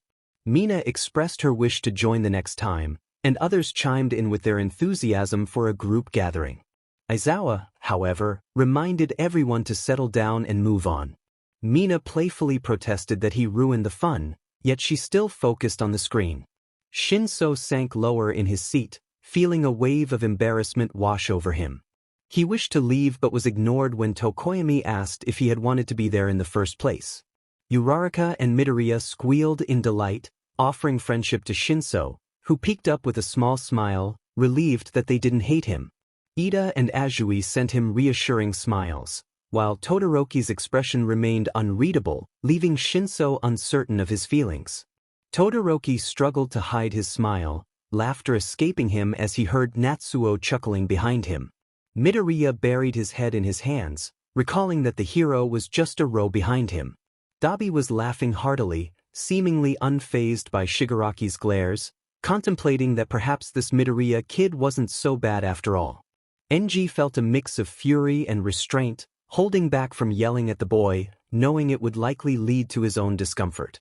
Hawks waved a hand in front of Enji's face, concerned about his reddened complexion. Enji's glare was his only response. Ida admonished Midoriya for his comments about a pro-hero, especially in front of his son, turning to Todoroki, who was still struggling to suppress a smile. Todoroki could hear Natsuo laughing even more, and he had to look away to hide his own smile, which he could no longer contain as his body shook with laughter. Sata remarked to no one that it was surprising how soft the class representative could be. Fuyumi felt glad that her brother had such good friends and smiled at him, even though he couldn't see it. She glanced at Natsuo, who had finally stopped laughing, and saw him smiling at their younger brother as well. It had been a long time since they had seen him this happy. Ida's face turned red with embarrassment. He opened his mouth as if to say something, but no words came out. His arms flailed awkwardly in the air as he tried to speak. Eventually, he gave up and sat up a bit straighter, attempting to appear unaffected, though it was clear that he was not succeeding. Todoroki smiled at the scene before him. He remembered similar moments after their internships ended when he had grown closer to this group of friends. Even though he was the last to join, he felt a strong sense of belonging. Mina questioned what was happening, insisting that there was no way they had broken any laws. Kaminari agreed, adding that it was true about the school rules. Shiro chimed in, saying he couldn't imagine Ida or Todoroki breaking the law. It would certainly be a sight to see. "You'd be surprised," Aizawa said from the row behind them. Everyone turned to look at the Baku Squad, who chose to remain silent. This time, instead of a picture, a video began loading on the screen. Midoriya expressed his concern, and the audience looked at the screen with anticipation. Uraraka whispered to Azui that they were in trouble, and Azui simply nodded in agreement. The video displayed a message about needing more clothes but being broke. Kirishima asked who it was, and Midoriya identified Uraraka. She pretended to cry, and Azui comforted her. The conversation continued with humorous suggestions, and the group reacted with shock and laughter. Suddenly, the atmosphere shifted as Ida cleared his throat, drawing everyone's attention. He admitted to a mistake he deeply regretted. During the sports festival, he had to leave early due to a family emergency and learned that the hero killer Stain had attacked his brother, leaving him injured. Overcome with rage, he sought revenge during his internships, nearly losing his life until Midoriya intervened. Ida expressed that this experience had made him a better hero and strengthened his bond with both Midoriya and Todoroki. Kaminari was taken aback, unable to find the right words to respond. Dabi casually suggested they should have kidnapped Ida instead of someone else, while Ida stiffened at the comment. Toga added her thoughts, and Dabi shrugged in agreement. Ida, still shaken, turned back to the screen. The video continued, revealing more humorous exchanges about past actions that had crossed the line. All Might and Inko reacted with concern, and Midoriya defended his choices, insisting it was what his friend would have wanted. Momo pointed out the seriousness of Todoroki's actions, and Todoroki simply acknowledged it. As the conversation continued, the group began to realize the weight of their actions and the need for support. Aizawa sighed, deciding to talk to Hound Dog about the situation. The video ended, leaving everyone with a mix of emotions. Shinso commented on the enlightening experience, and the group reflected on the trouble they often found themselves in. The next reaction would begin shortly, leaving everyone curious about what would come next. After that, there would be a 30-minute lunch break. The atmosphere was noticeably lighter than before, filled with idle chatter as people engaged in meaningless conversations to fill the silence. The timer counted down slowly to 0, a routine that had become familiar to everyone present.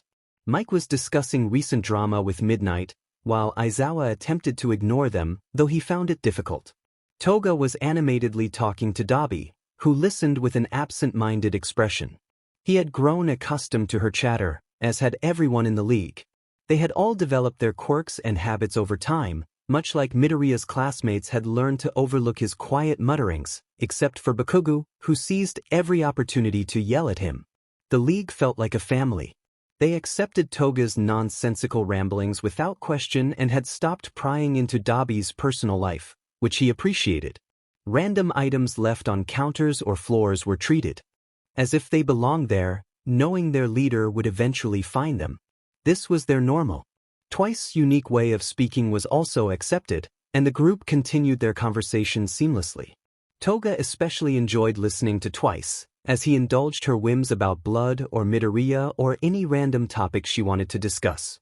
It was a welcome distraction from their previous lives. Meanwhile, the Baku Squad was engaged in their own discussions.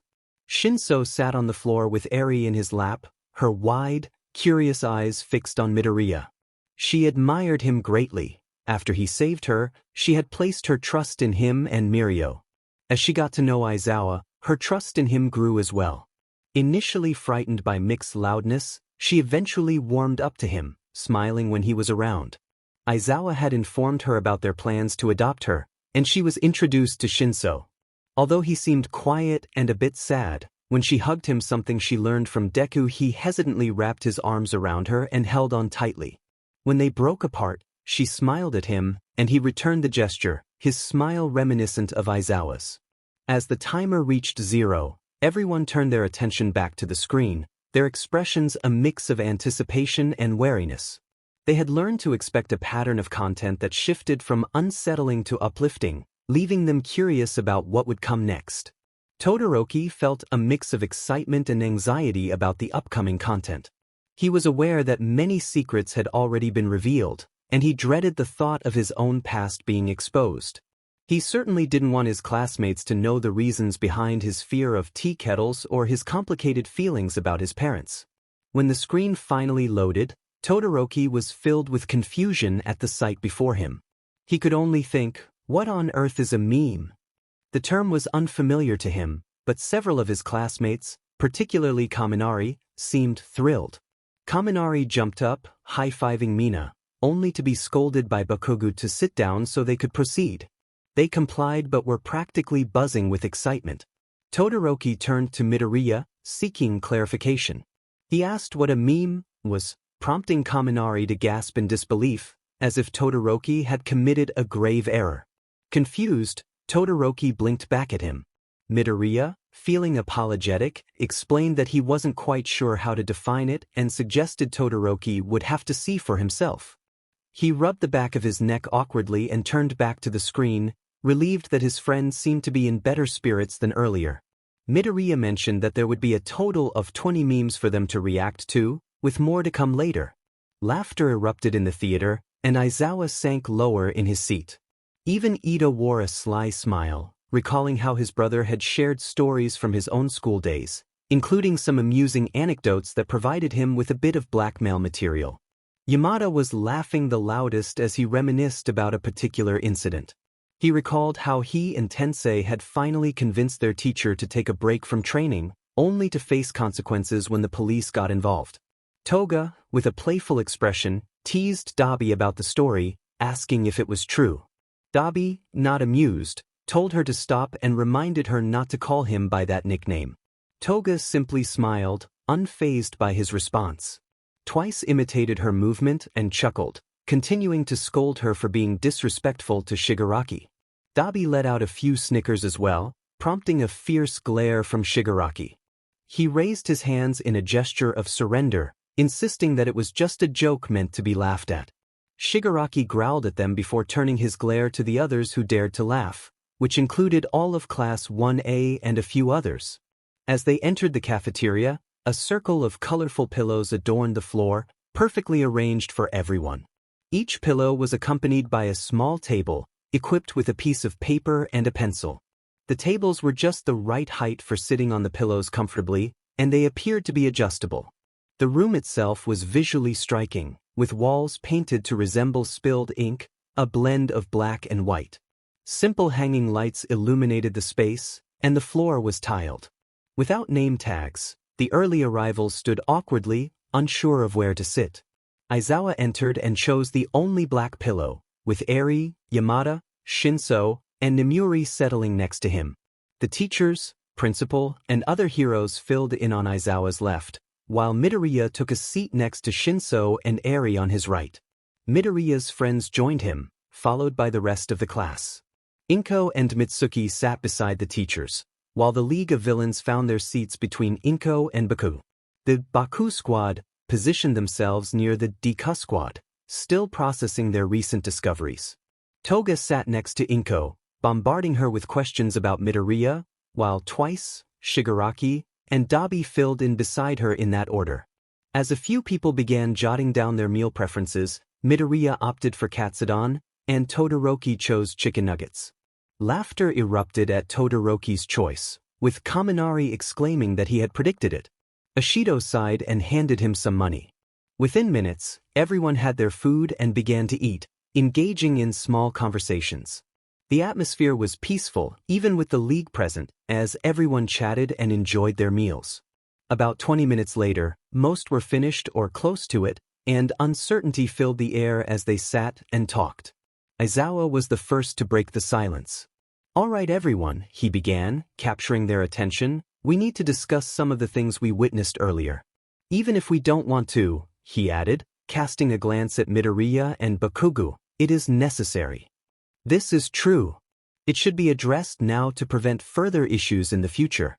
Could everyone except the teachers, parents, and those directly involved please leave the cafeteria?" Nedu suggested. Though some left reluctantly, most filtered out until Ida spoke up. "Sensei, I wish to stay," he declared. "Midoriya supported me during my times of need. He risked his life for me and showed me what true friendship is. I am deeply in his debt and wish to support him through this." Midoriya stared at Ida in awe, his mouth opening and closing as if he wanted to respond but couldn't find the words. Aizawa was about to intervene when Uraraka chimed in. "Me too. Deku saved my life on our first day together. He is one of my best friends, and I won't abandon him in his time of need. What kind of hero would I be if I did? What kind of friend? I won't let him suffer alone, she proclaimed, stepping beside Ida. Todoroki and Azui joined them silently, their presence meaningful. Aizawa attempted to interject again, but Kirishima also expressed his desire to stay. I want to stay too, he said, casting a determined glance at Bakugo. I want to understand. Bakugo looked away, clearly uninterested. Soon, more students voiced their wishes to remain, creating a chaotic scene. Aizawa glanced at Hizashi, who responded with finger guns. Aizawa covered his ears as Hizashi cupped his hands around his mouth. Everybody calm down. Hizashi shouted, his voice cutting through the chaos. Aizawa grimaced. Even without his quirk, Hizashi's volume commanded attention. The room fell silent as everyone turned to Hizashi, who pointed at Aizawa. Sighing, Aizawa addressed the group. Ida, Kirishima, you can stay if Midoriya and Bakugo agree, he said, looking at them. Midoriya, feeling overwhelmed, nodded. Bakugo scoffed, muttering indifferently. Then it settled. Everyone else out. You'll be more helpful by staying away for now, Aizawa instructed. Finally, the remaining students left the room. Ida took a seat beside Midoriya and his mother, while Bakugo sat with his mother next to Inko. Nedu, Kayama, Hizashi, Yagi, and Kirishima settled nearby on Bakugo's side. Aizawa positioned himself in front of Midoriya, bracing for what was to come. Uraraka paced around the theater, anxiously awaiting Deku and Ida's return. The others had either returned to their seats or were stretching their legs elsewhere, and she chose the latter. Now, she found herself in front of the first row of seats near the screen, walking in restless lines while clenching and unclenching her fists. Her mind raced with conflicting emotions. One part was filled with concern. Everything she had heard about her first friend at UA was distressing, and it pained her to learn of his struggles. She believed Deku would be fine, especially with Ida by his side, but worry still gnawed at her.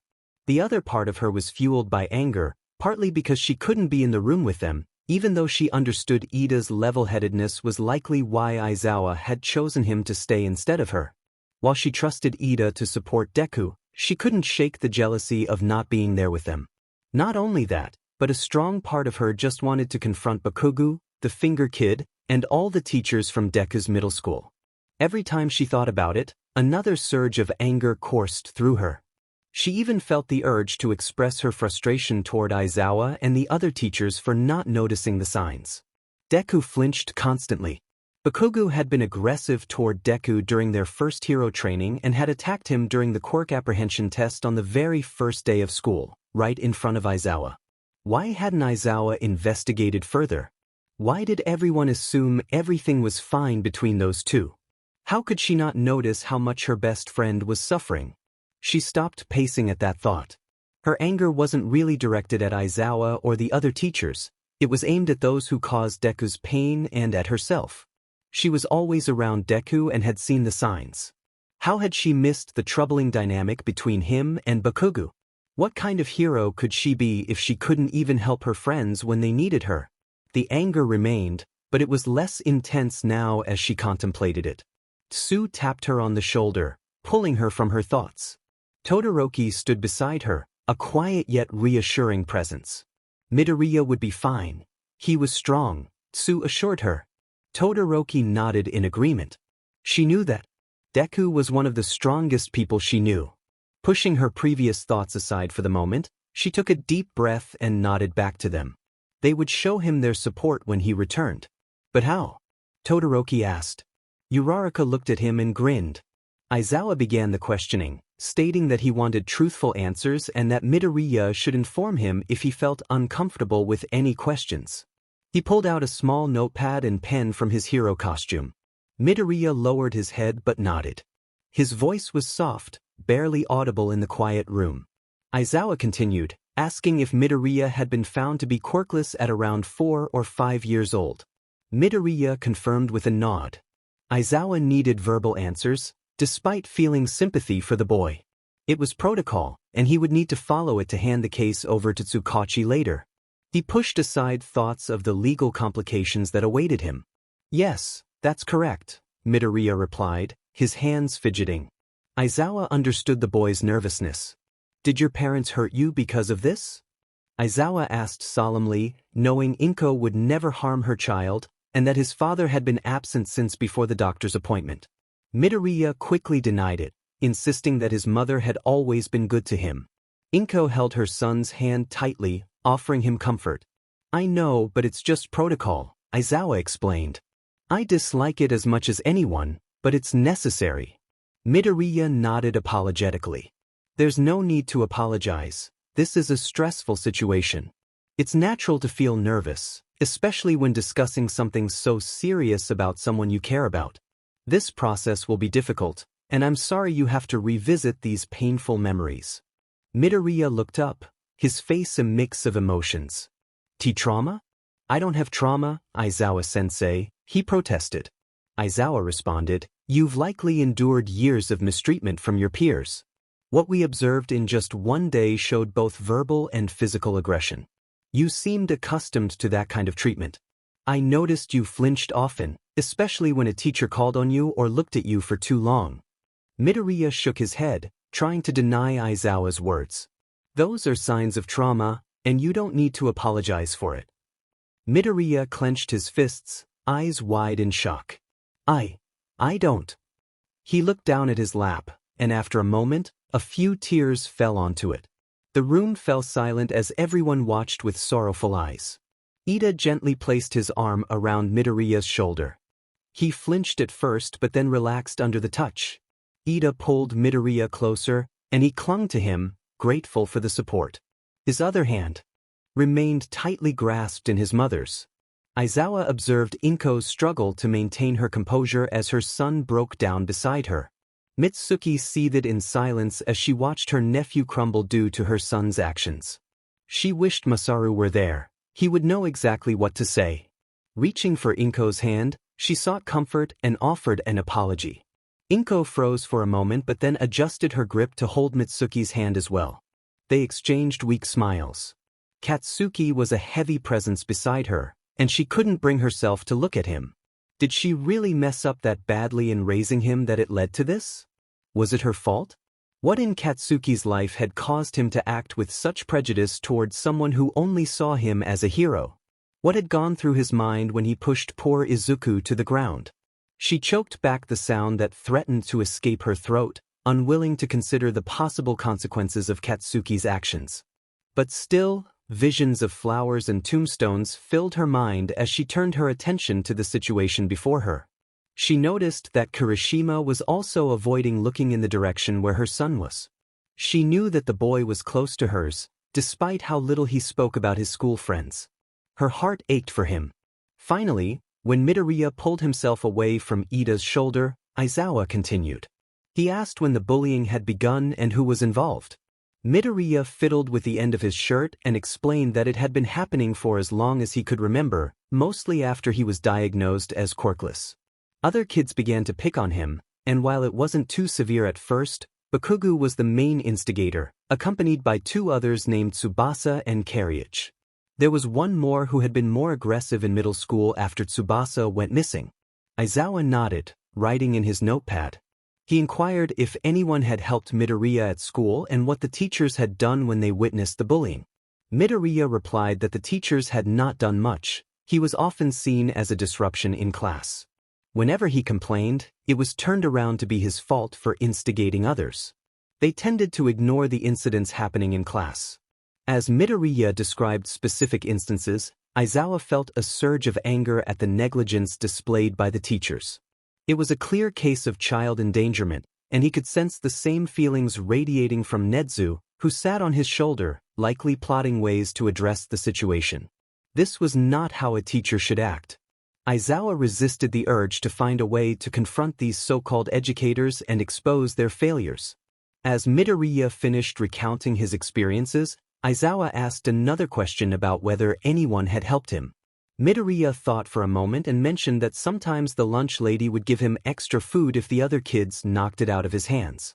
There had also been a girl in his first year who stood up for him, but she was a third year and had left afterward. He believed that was everyone who had helped him. Aizawa stared at Midoriya, feeling a mix of sympathy and disbelief. He assured the boy that he did not deserve the treatment he had received. Midoriya hesitated, expressing his feelings of worthlessness due to being quirkless. Aizawa firmly stated that he was not useless, regardless of his abilities, and that he never had been. Midoriya's eyes filled with emotion as he ducked his head and expressed his gratitude. Aizawa then shifted the conversation to Bakugo. He asked what exactly Bakugo had done. Aizawa hoped it was a misunderstanding but also wished for enough evidence to take action. Midoriya explained that Bakugo's bullying was mostly verbal, with minimal physical confrontation since Bakugo tended to avoid him. Aizawa inquired if Bakugo had ever made any serious threats. Midoriya quickly denied it, insisting that it had only happened once and was not a recurring issue.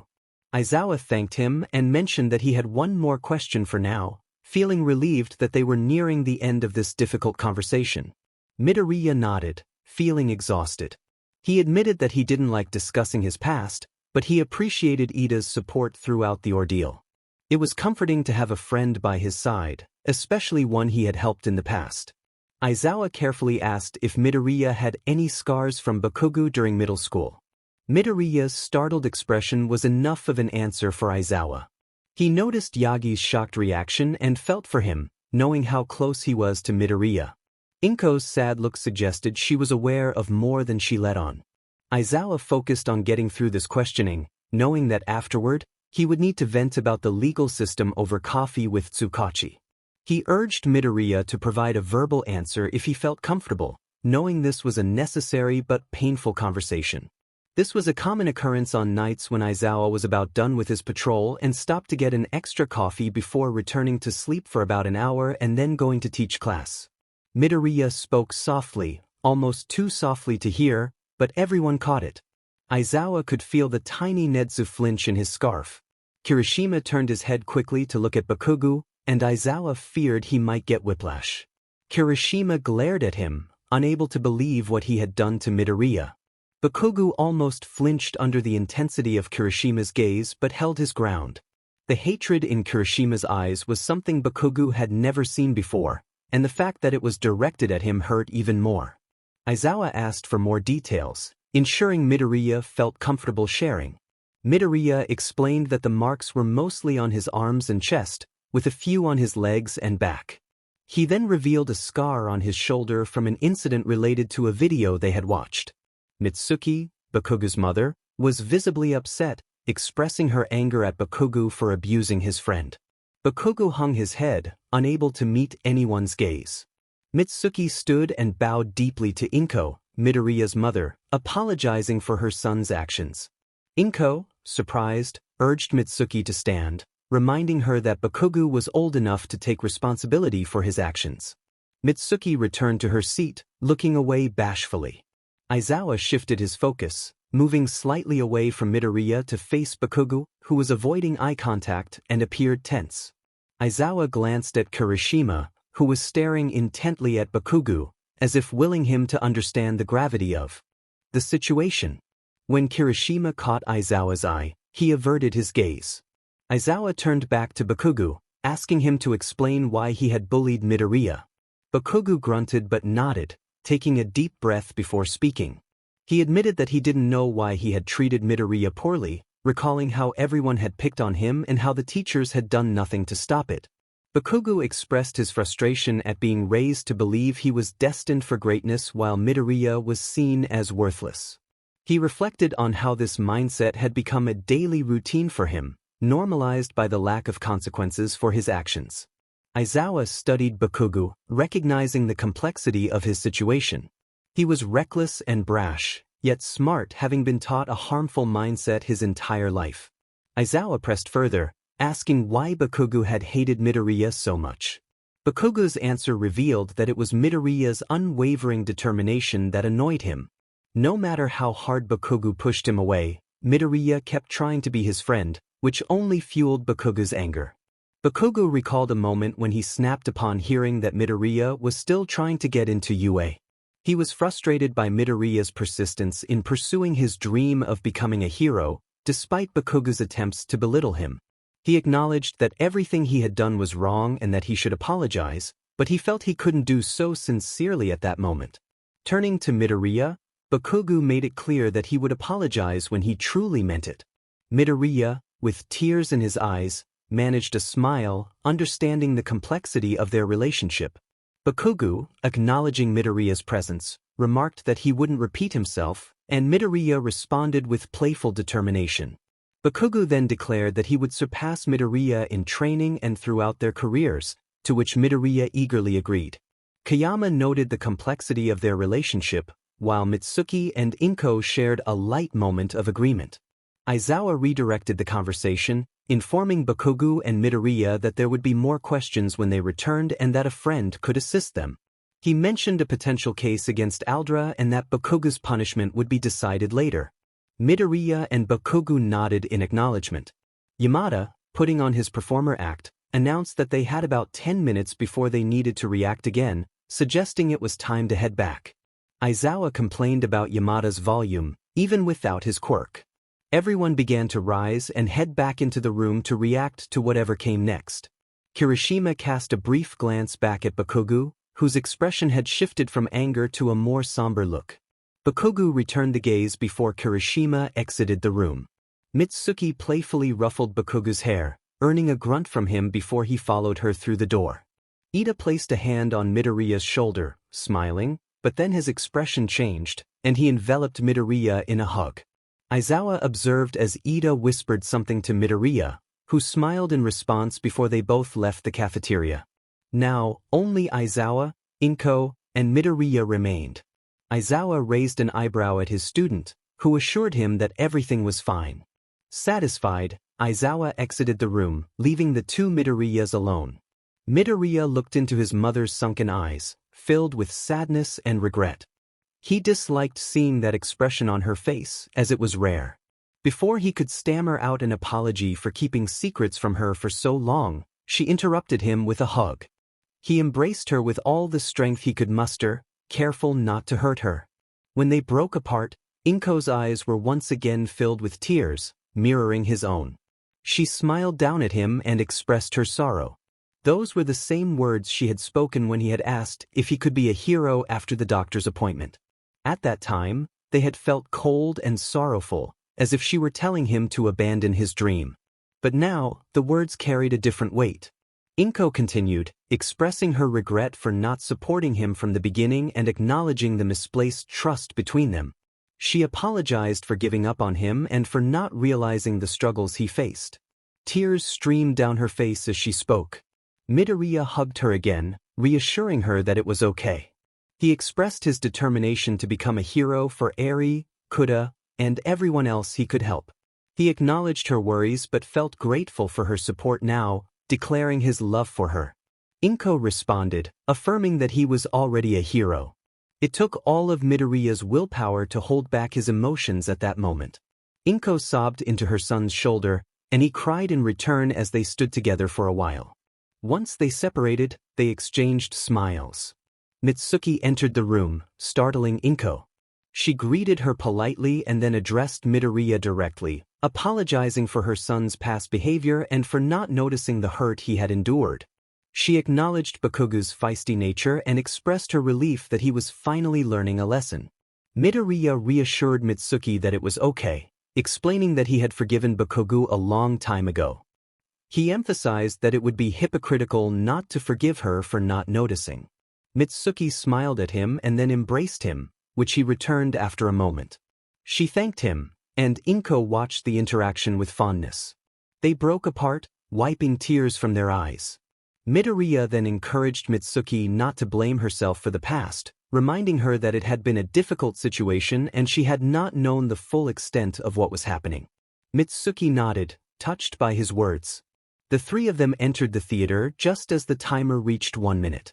As soon as Midoriya stepped back into the theater, he was tackled by Uraraka. Tsu, Todoroki, and Ida joined in, keeping him on the floor as he laughed. Perhaps everything would be okay. He proved everyone wrong and even befriended the most hot-headed kid in class. He felt a deep sympathy for Midoriya and Shinso, realizing their past experiences were strikingly similar. They had both been ridiculed by society for things beyond their control, labeled as weak or villainous. Discovering that the person he had been trying to befriend since starting at UA was just like those who had tormented others shattered him from within. He had always admired Bakugo's strength and determination. The first day he walked into Class 1A and witnessed Bakugo's power, he was captivated. When the sports festival arrived, he finally made his move to become friends with Bakugo. He was thrilled when one of the strongest students in class agreed to let him join his team. He grew closer to Bakugo, and though Bakugo would never admit it, they had formed a friendship. He also became friends with Ishido, whom he had admired in middle school, especially after she thwarted a villain. He connected with Shiro and Kaminari as well, and for the first time, he felt happiness. He had friends and was training to be a hero. He no longer felt weak. He had his provisional license, and everything seemed to be going well, aside from the occasional attacks from the League. When he and a few others went to rescue Bakugo, he sensed a newfound trust from him. But now, he couldn't even meet Bakugo's gaze. Every time he looked at him, anger surged within him. He was sure Bakugo noticed, as he often received the most intense glare filled with frustration. As he sat in a chair in the theater, he stared at the screen as the countdown began. Most of the audience was settled in their seats, including Bakugo, who sat next to Kirishima. Kirishima kept his eyes focused on the screen, and if Bakugo noticed, he didn't say anything. When Midoriya, his mother, and Bakugo's mother finally entered the room, the timer was nearly up. As Midoriya passed by, Kirishima caught his gaze. Kirishima found his eyes to be kind and wondered how Bakugo could hurt someone like Midoriya. Midoriya offered a small smile and quickly glanced at Bakugo before returning to his seat. Kirishima couldn't shake the interaction from his mind as the final second ticked down. Bakugo was conflicted. He couldn't shake the memory of Kirishima's glare. The first person he had genuinely befriended now seemed to despise him. He noticed how Kirishima avoided any acknowledgement of his presence. Bakugo had been hesitant to associate with the redhead from the beginning. Kirishima had Deku's eyes, but his demeanor was different. He carried a similar hurt look, as if he had been trampled on throughout his life, yet his attitude exuded confidence. While Deku would stare down villains with determination, he would revert to a nervous state around Bakugo, which he had mentally labeled as middle school mode. Kirishima reminded him of Deku in too many ways. Bakugo felt he had already ruined any chance of being good friends with him long ago. However, he decided to give Kirishima a chance during the sports festival. Kirishima was strong, capable of handling Bakugo's intensity. He could even laugh at Bakugo's more aggressive tendencies, something few could do. So, Bakugo allowed him to get close, hoping he could be around someone without causing harm. But now, seeing Kirishima avoid him was painful. Kirishima's eyes were filled not just with anger but also with a sense of betrayal. It was as if he were looking at a monster, a villain. He noticed Deku's fleeting glance toward him as he passed Kirishima, sensing that Deku didn't want Kirishima to leave his side for some reason. Deku was peculiar like that. Silently, he watched the final second tick down, then froze as words appeared on the screen, the psychology of Bakugo. He furrowed his brows, feeling the weight of stares on the back of his head, especially from Deku, whose gaze felt like it could pierce through him. He growled in frustration. "What is this?" he demanded, feeling the tension rise. No one answered him. He knew they were about to delve into his anger, and he scoffed, deciding to focus on the screen, waiting for the presentation to conclude. Now is the time for you all to become self-aware, as this video is told from a watcher point of view. Please imagine this being narrated as if you were analyzing an anime or TV show. Kaminari chimed in, feeling the need to lighten the mood. "I feel like this is subtly trying to tell us that we're actually part of an anime, but I don't feel like having an existential crisis right now, so I'm going to ignore it." He pointed out Aoyama, who was staring blankly at the wall as if a camera were there.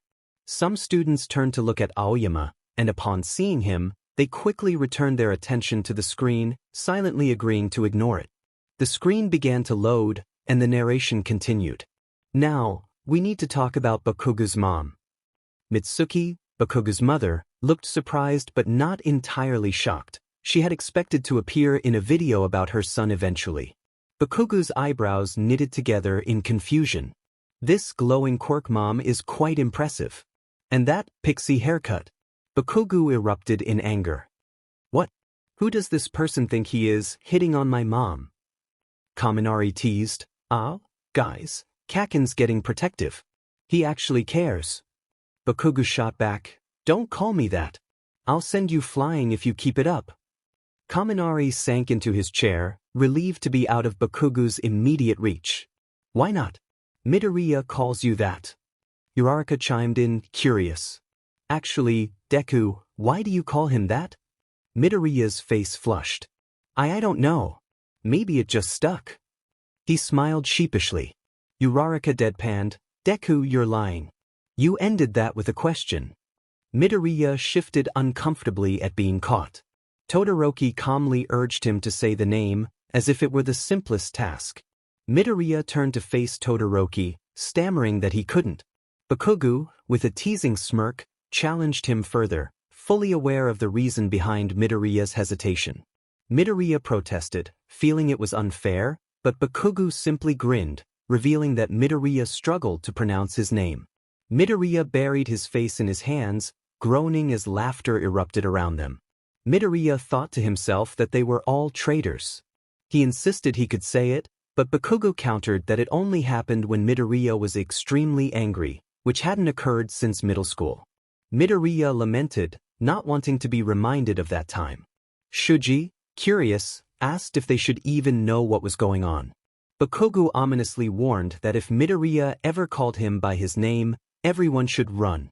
The group turned back to the screen, where a character was being praised for her fiery personality, but the commentary took a darker turn, revealing her emotionally abusive tendencies and the impact on Bakugo's character. Mitsuki, watching the scene unfold, felt her breath catch in her throat. She was horrified, realizing she had unknowingly hurt her son.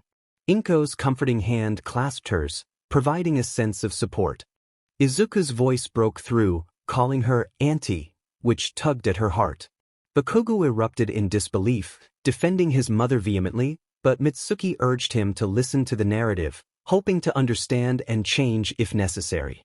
As the screen continued, it showed Mitsuki's first interaction with Bakugo after a tense situation, where she struck him on the head. Gasps filled the room, and Mitsuki's eyes widened with guilt. Bakugo felt anger towards the screen for making her feel this way. Despite their arguments, he still cared for her, believing that tough love was what made him stronger. Midoriya was equally shocked, realizing that the arguments had escalated further than he had imagined. He glanced at his mother, who was also in disbelief. Todoroki, frozen in place, struggled to process the scene, knowing too well the weight of such experiences. Aizawa exchanged glances with the other teachers, sensing the gravity of the situation. Nezu's soft voice expressed concern, and Aizawa felt dread settle in his stomach, knowing that Mitsuki's actions were not intentional, but still troubling. The narrative continued, revealing emotional abuse alongside the physical. Mitsuki was shown yelling at Bakugo, blaming him for being weak and causing trouble for everyone. Tears welled in her eyes as she recognized her son's anger, which seemed to follow him everywhere. Midoriya stood up, passionately defending Bakugo, proclaiming him to be the strongest person he knew. This declaration pierced Mitsuki's heart further. One of Midoriya's friends gently guided him back to his seat. Bakugo's voice rang out, insisting he wasn't weak, asserting that he couldn't become the #1 hero if he were.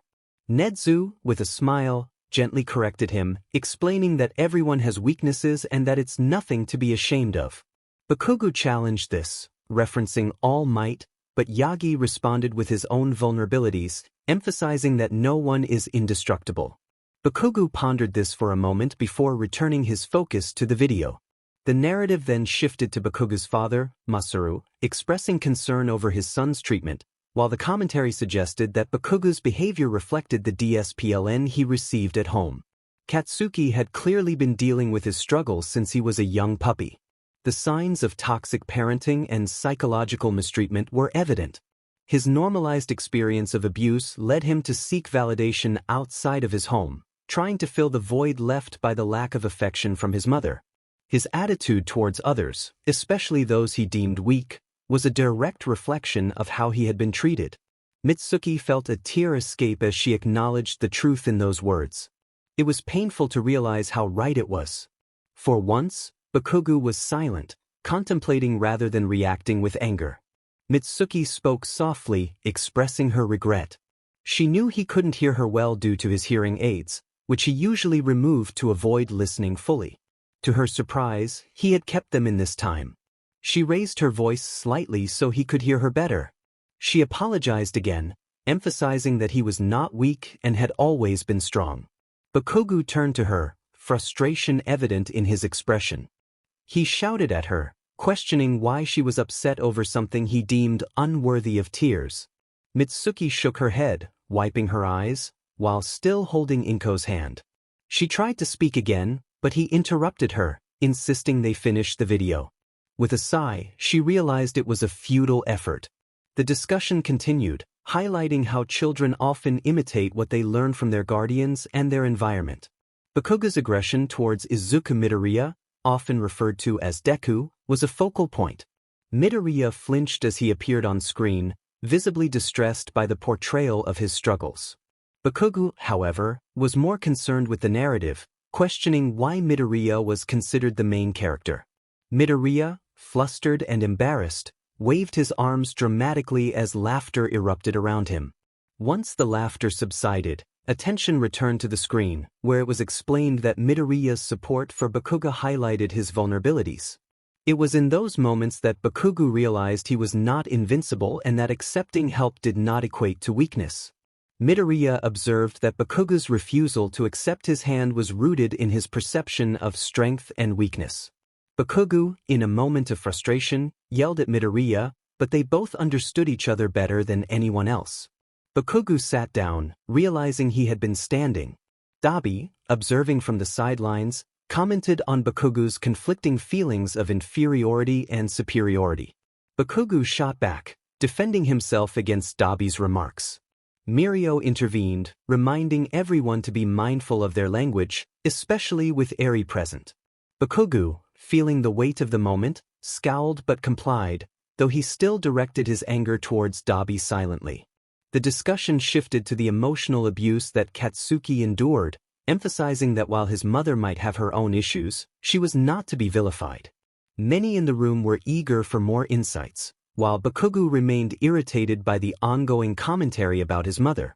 The speaker elaborated on how parents often replicate the behaviors they experienced in their own upbringing. Flashbacks of Todoroki's childhood appeared on screen, leaving many confused about his presence in the discussion. Mitsuki broke the tension by sharing her own experiences of tough love in her household, admitting that she had mirrored her mother's harshness but still maintained love within the family. The speaker continued, explaining how Katsuki had become the scapegoat in his home, exhibiting defensive and rebellious behavior as a means of coping with his emotional pain. He often acted out to gain attention, struggling with feelings he buried deep within himself. Bakugo gripped the arms of his chair tightly, trying to maintain control and prevent another outburst. His knuckles turned white from the pressure, and he noticed Kirishima's concerned glance, but for the moment, no one else seemed to notice his internal struggle.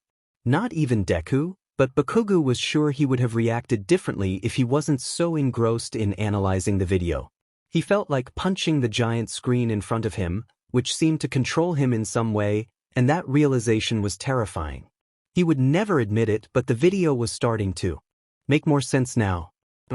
It was just a silly video that had no business being there. If what it was suggesting were true, which it wasn't, then it was a significant invasion of his privacy. He didn't dare meet anyone's eyes at that moment. He could feel their pitying stares without even looking at them, as if they were watching him closely for any reaction. And of course, there was a reaction. Even if the video had some truth to it, which it absolutely did not, any sane person would react to this. He wanted this to be over already, and for the focus to shift away from him. Now he understood how Deku felt. The video continued, showing scenes from Midoriya's entrance exam. Bakugo couldn't help but taunt him, laughing as he remarked on Deku's reckless nature. Midoriya responded with a whine, but Bakugo dismissed it. The video went on to explain the psychological effects of trauma, listing conditions like self-blame, insecure attachment, and emotional independence. Bakugo muttered that it was all ridiculous. He didn't have any trauma, everything the video was saying was nonsense. Yet, he couldn't shake the growing fear and realization in the pit of his stomach. He wanted to go home. He was done with this spectacle. The video pointed out that popular characters, like Katsuki Bakugo, reflect the emotional states of many people. It mentioned a study revealing that many individuals have experienced adverse childhood conditions. The list included various forms of abuse and neglect, which made Momo express her sadness for those who had suffered. As the video continued, it discussed the many ways emotional abuse could manifest, leading to anxiety, depression, and other mental health issues. The room fell silent as the weight of the information sank in, and Bakugo remained quiet, not offering any reassurance. Finally, he spoke up, asserting that he wasn't struggling with anxiety or suicidal thoughts, and while he had been diagnosed with PTSD, he preferred to share this openly rather than let it be revealed through a screen. He felt a sense of relief when a few people nodded in understanding. The video shifted to discuss the unseen scars people carry, emphasizing that emotional struggles are often overlooked. It highlighted how Mitsuki, Bakugo's mother, wanted the best for him but struggled to express her concern. Mitsuki laughed, recalling how challenging it was to manage his explosive quirk as a child, and Bakugo responded with a reminder of the dangers of his power. Their playful banter turned into an intense staring contest, which ended when the video resumed. It spoke of Bakugo's determination to become the greatest hero, shaped by his upbringing. The video compared him to a fierce warrior, channeling his fears into acts of bravery. Shiro and Kaminari exchanged glances, noting that this might boost Bakugo's ego even more.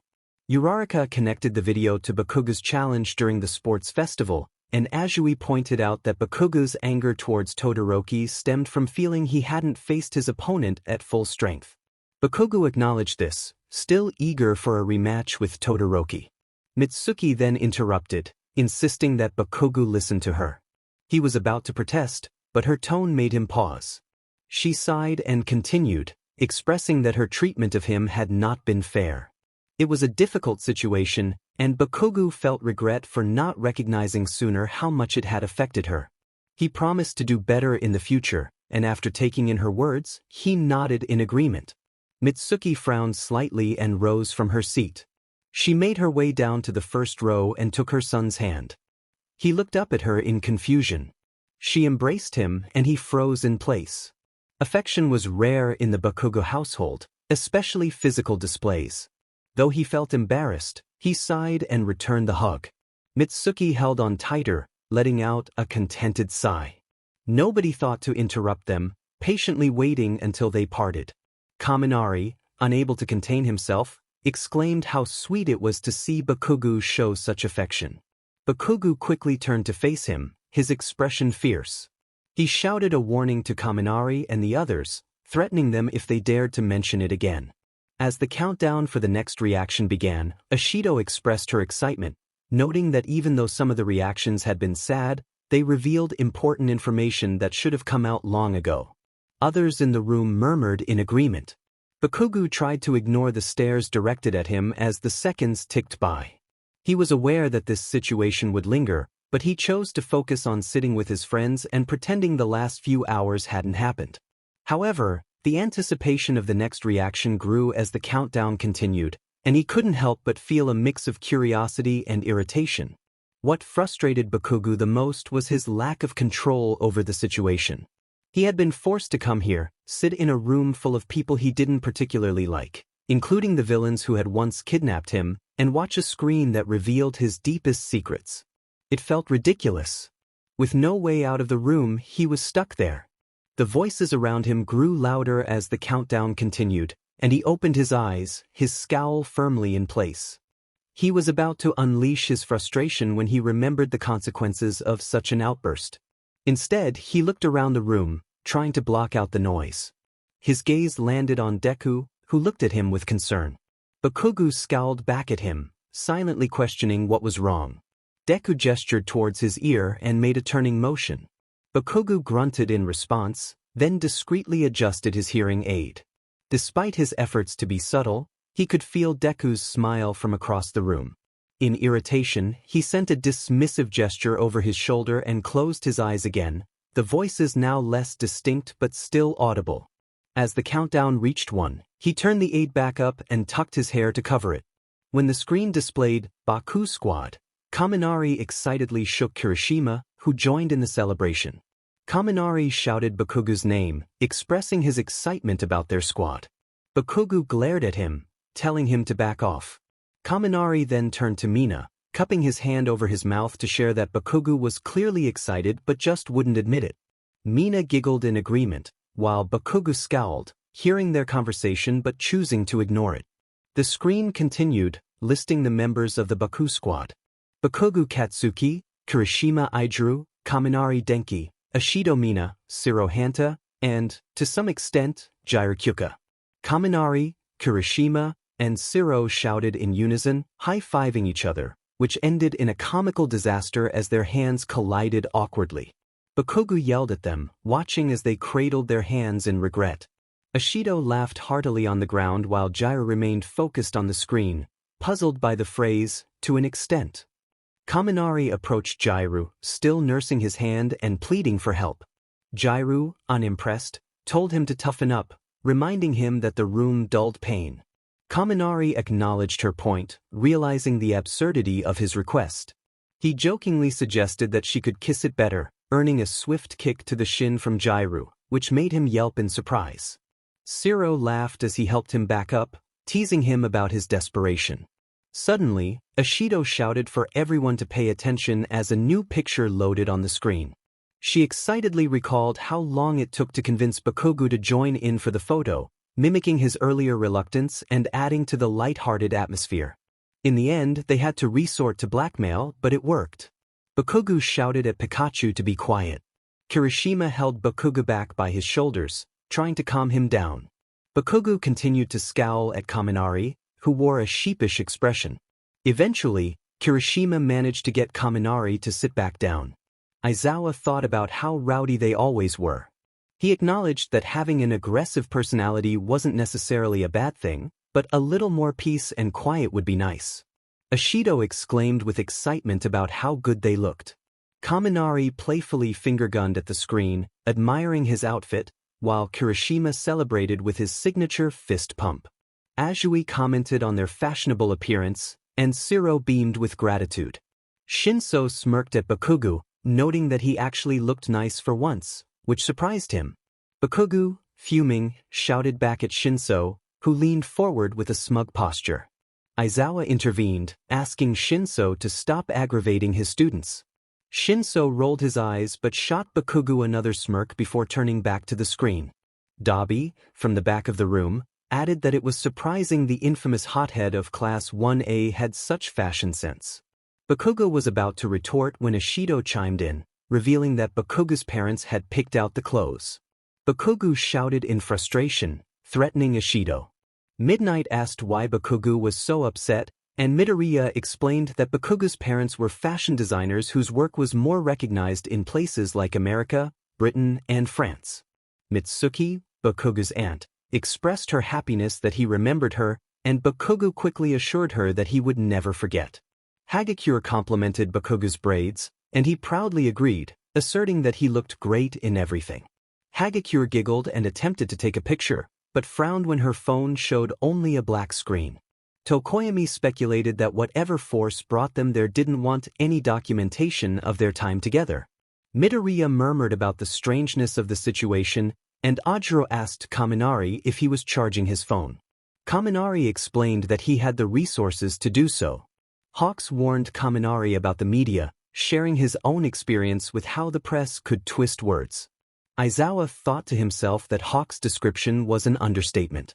Hawks continued, emphasizing that straightforward answers were beneficial when dealing with the press. He mentioned that they would have classes on handling media in their second year, but this discussion served as a good introduction to the topic. Dabi smirked at Hawks, who glared back, feeling offended. Laughter erupted in the theater when Mineta asked how they got Bakugo to agree to this. Kirishima humorously mentioned bribing him with training. Ida scolded Shiro for lying on the floor, to which Shiro replied with a deadpan expression. Ida, embarrassed, apologized and returned to his seat, with Midoriya offering him comfort. Sada pointed out Jiru's appearance on screen, causing her to blush with embarrassment but smile at him. Mineta questioned Kaminari about something that didn't happen, and Kaminari jokingly said he would if he knew where to find one. Jiru suggested the zoo, but Aizawa warned Kaminari not to even think about it. The trio laughed at the picture, and Yaoyorozu agreed that it made sense given their hair colors. Kaminari excitedly exclaimed how cool they looked, and Bakugo, Kirishima, and Shiro echoed his enthusiasm. Shiro suggested they should all get matching outfits when they were older, but Aizawa cautioned against it, reminding them of the potential risks during hero patrols. Ajuru reminded Aizawa that there were villains right behind them, to which Aizawa acknowledged his awareness. Kirishima felt grateful for the mood-lifting moment, enjoying the laughter after the earlier tension. However, he still grappled with his feelings about Bakugo.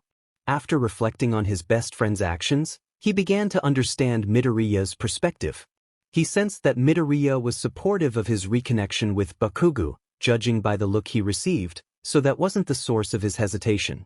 Instead, it was his own past experiences with bullies that made him question whether to continue his friendship with Bakugo. He preferred not to dwell on his middle school days, which were filled with sadness and pain, but sometimes those memories resurfaced. Kirishima decided he should at least give Bakugo a chance, though he wasn't sure how to approach him. He was literally sitting right next to the blonde, but that was beside the point. He resolved to set aside his feelings and give Bakugo a fair opportunity. As he looked at the screen counting down from 30 seconds, he joined in with the countdown alongside everyone else, despite some dismay from the crowd. The excitement lifted his mood, especially as they reacted to the Baku Squad pictures. With the countdown reaching its final moments, he thought that maybe this next topic wouldn't be too bad. For once, he felt happy just being with his friends and decided to forget about his middle school experiences for now. When the screen displayed Kirishima Aizawa Origin, he felt a jolt of surprise. He could sense Mina's gaze on him and turned to offer a reassuring smile, which she returned. Bakugo watched in confusion, and Kirishima smiled at him as well, unsure if it was genuine. His teacher, Aizawa, caught his attention with a serious look in his eyes. Kirishima could tell that Aizawa was sincere, despite his usual cold demeanor. Aizawa expressed concern about Kirishima's comfort with the situation, recalling how the last backstory they explored had not gone well. Kirishima paused to think before responding affirmatively. He wanted to support Midoriya, who had endured the same scrutiny, and felt it was the right thing to do.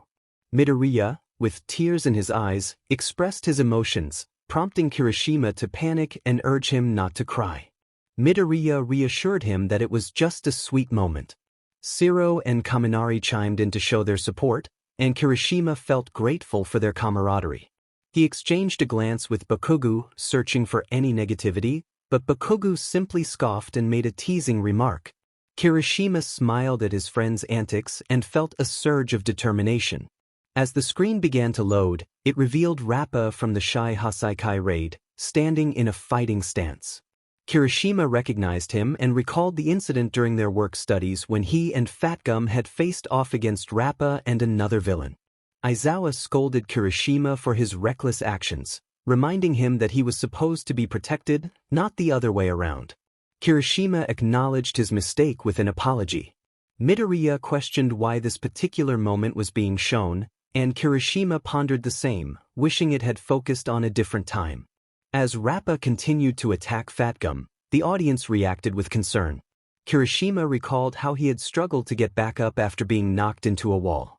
He felt a wave of frustration wash over him, questioning his own worth and abilities. Ashido's gentle voice brought him back to the moment, and he looked down, gripping his knees tightly.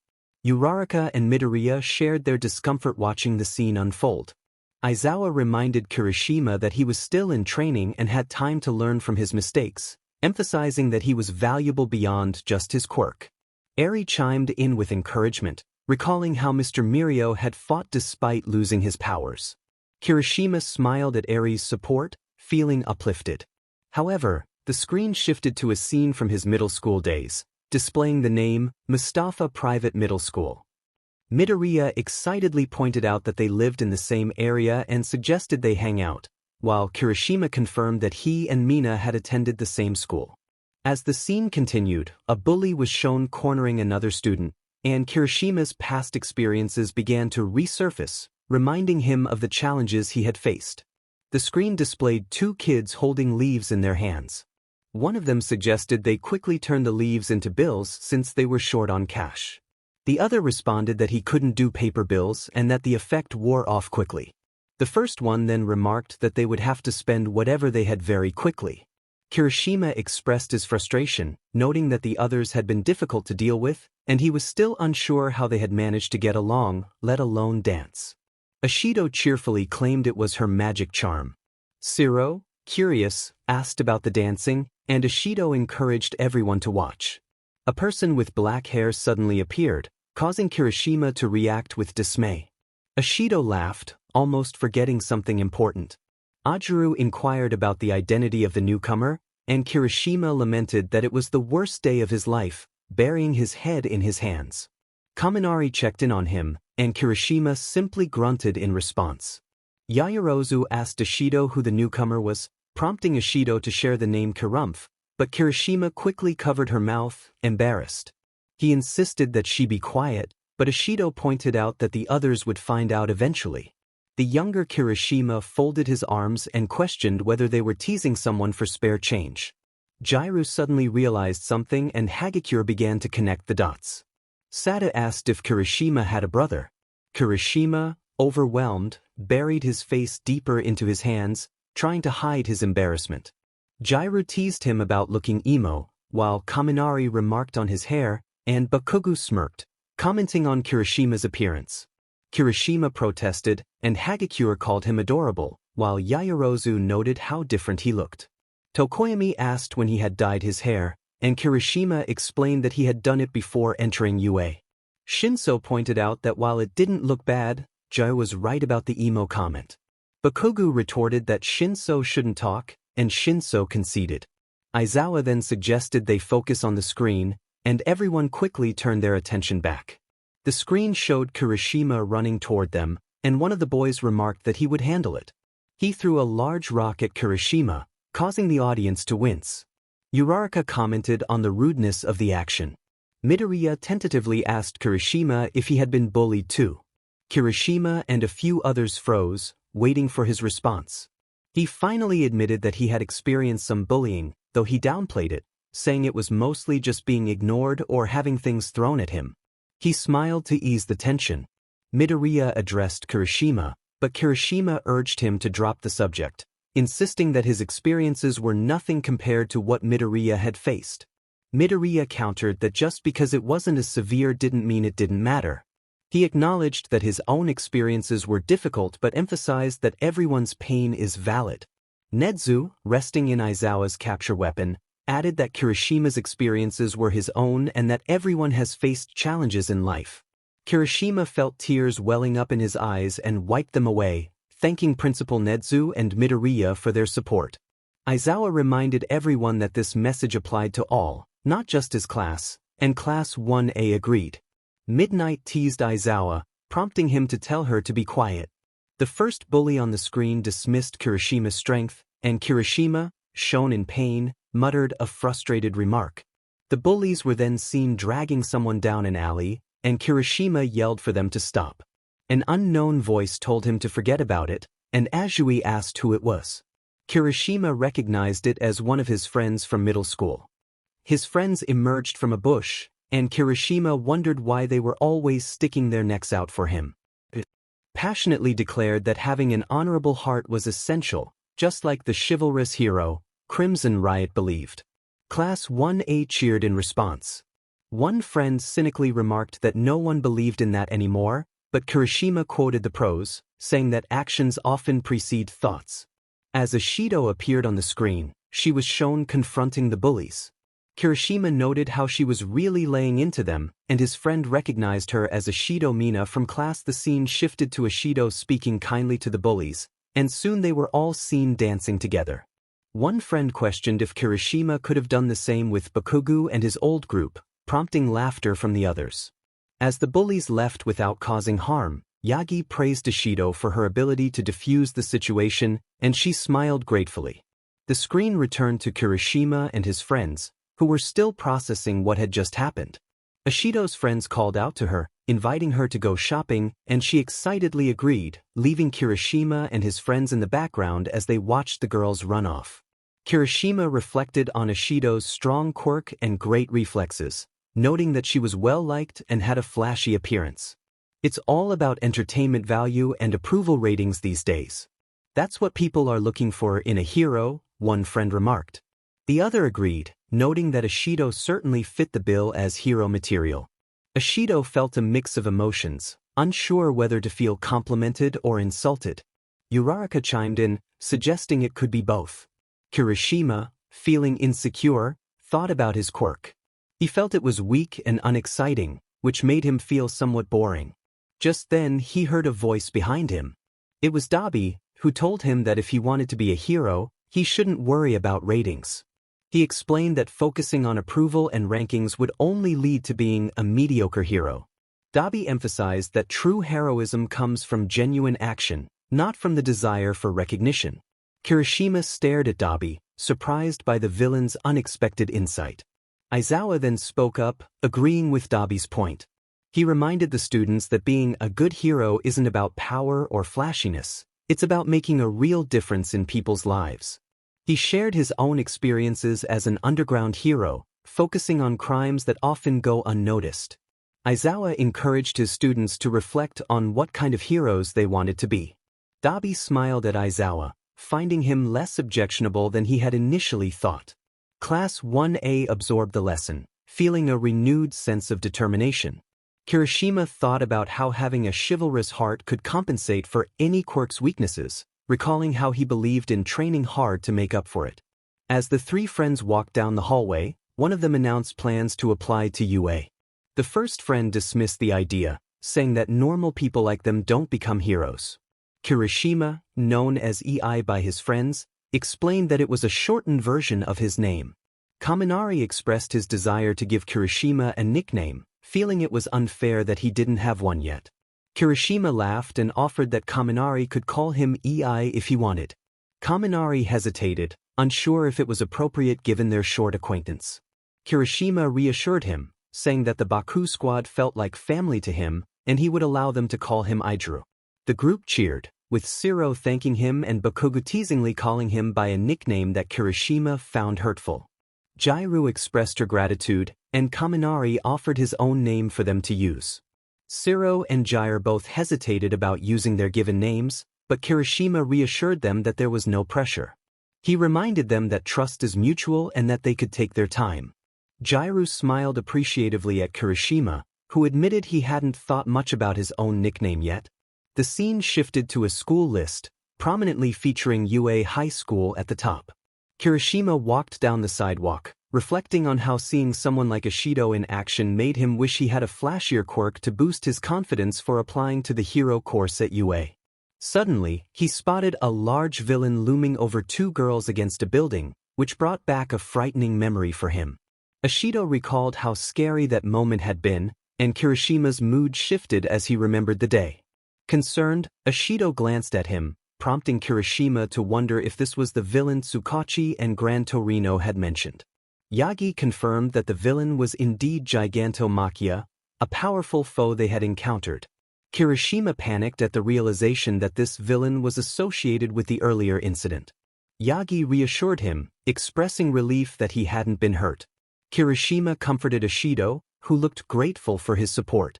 They both turned their attention back to the screen, where Gigantomachia demanded information from the two girls, who trembled in fear. Kirishima felt a surge of determination, realizing he needed to act. Encouraged by his friends, he dropped his bag and focused on the situation. Ishido bravely stepped in front of the villain, providing directions to the hero agency, which Gigantomachia accepted with a chilling smile before departing. Kaminari whispered about the villain's surprising manners, while Ishido collapsed to her knees, overwhelmed by the moment. That was so scary, she thought as her friends hugged her from behind. They expressed their gratitude, saying how thankful they were for being saved. If he hadn't been stopped, he would have surely harmed them.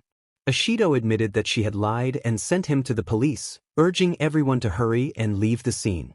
Yamada praised her quick thinking, and Ashido smiled back at him, still holding Kirishima's hand tightly, making it difficult to move.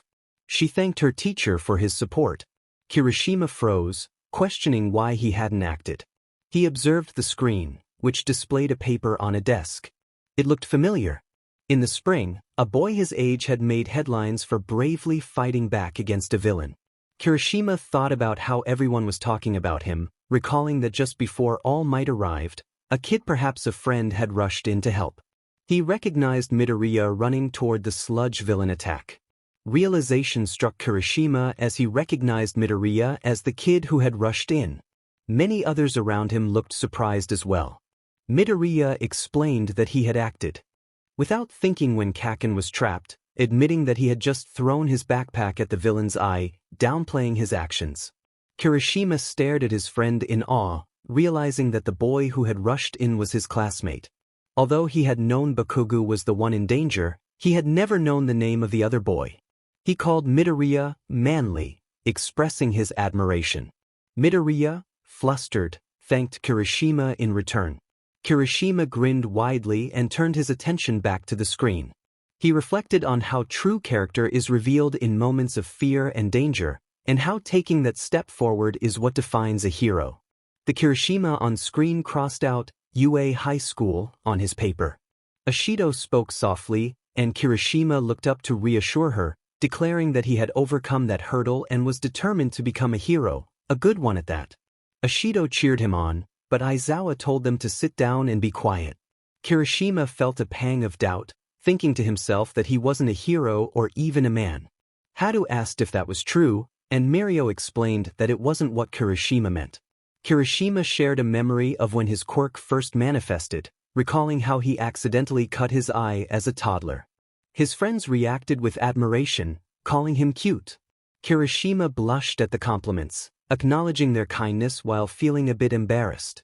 Shiro remarked on how adorable he had been, despite the incident. Kaminari lamented how unfair it was that Kirishima had been so cute. Tokoyami inquired about the scar, and Kirishima confirmed it was a result of that childhood accident. Haru then curiously asked Todoroki about his own scar, prompting a moment of tension among the group. Amajiki gently reminded Haru that such questions could be sensitive. Mirio quickly apologized on her behalf, and Todoroki assured them it was fine. Kirishima reflected on how he had struggled with his powers after that incident, feeling a sense of frustration. He held up an old tape, expressing how he admired heroes like Crimson Riot, who faced danger head-on. He lamented that he had a breakdown on the tape, and Ashido squeezed his hand for reassurance. The screen showed an interviewer speaking with Crimson Riot, who was known for his recklessness in battles. The interviewer asked if Crimson ever felt fear in those situations, to which he responded candidly, admitting that everyone feels fear when facing danger.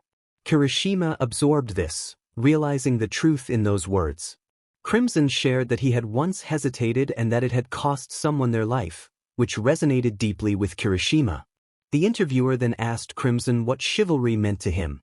Crimson defined it as having a strong spirit, emphasizing that it wasn't about being fearless but about the commitment to protect others. Kirishima felt tears welling up as he listened, wiping his eyes with the back of his hand. Mirio comforted Amajiki, who was also moved by Crimson's heartfelt words, and Kirishima prepared to share his own thoughts on chivalry.